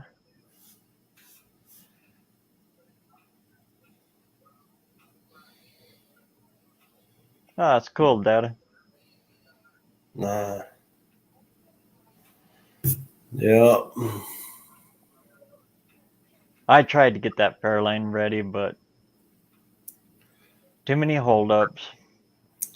And if I knew if I would have focused on it too much, I wouldn't have made it. I'd be at the No Name Nationals in a Ford Edge. Oh. Yeah, well, could be worse. Well, dadgum, brother, it's 11:30 here. I gotta call it a night. I gotta get up and get ready for church in the morning, and No problem. I'll all probably that shut her fun stuff. down. What's that? I'll probably shut her down too. I'm beat. Yeah, me too. I'm beat up from the feet up, especially on my knee because I'm clumsy. Got a All right. porch knee now. Yeah. All right, brother. Well, thanks for having me, man. I No appreciate problem, it. man. Thanks Yeah. for coming in. Thanks for doing all that, man. Oh yeah, well, thanks for helping me out with the giveaways. I really enjoy doing that for people, man. And maybe before too long we'll get to do it again. Oh yeah. All right, brother. You take care, everybody in the chat. Thanks, man. Y'all have a good night. I'll talk at y'all later. Come on over to my channel and see me. Yep. Over at Big Mike's Hoopty Barn. Can't miss him. All right. See you guys. See you later, brother. And with that, I think I better wind her down for the night. I am just exhausted. Moving 59 Ford wagons around with no no running gear under them, no rear ends or front ends. Yeah, that beat me up. So everybody in the chat that participated and everybody that came in tonight, it's been wonderful. I'm amazed every night, every week to see you guys all in here. And well, I'll catch you all next week. And till then, get out there and get the metal hot. We'll see you on the next one.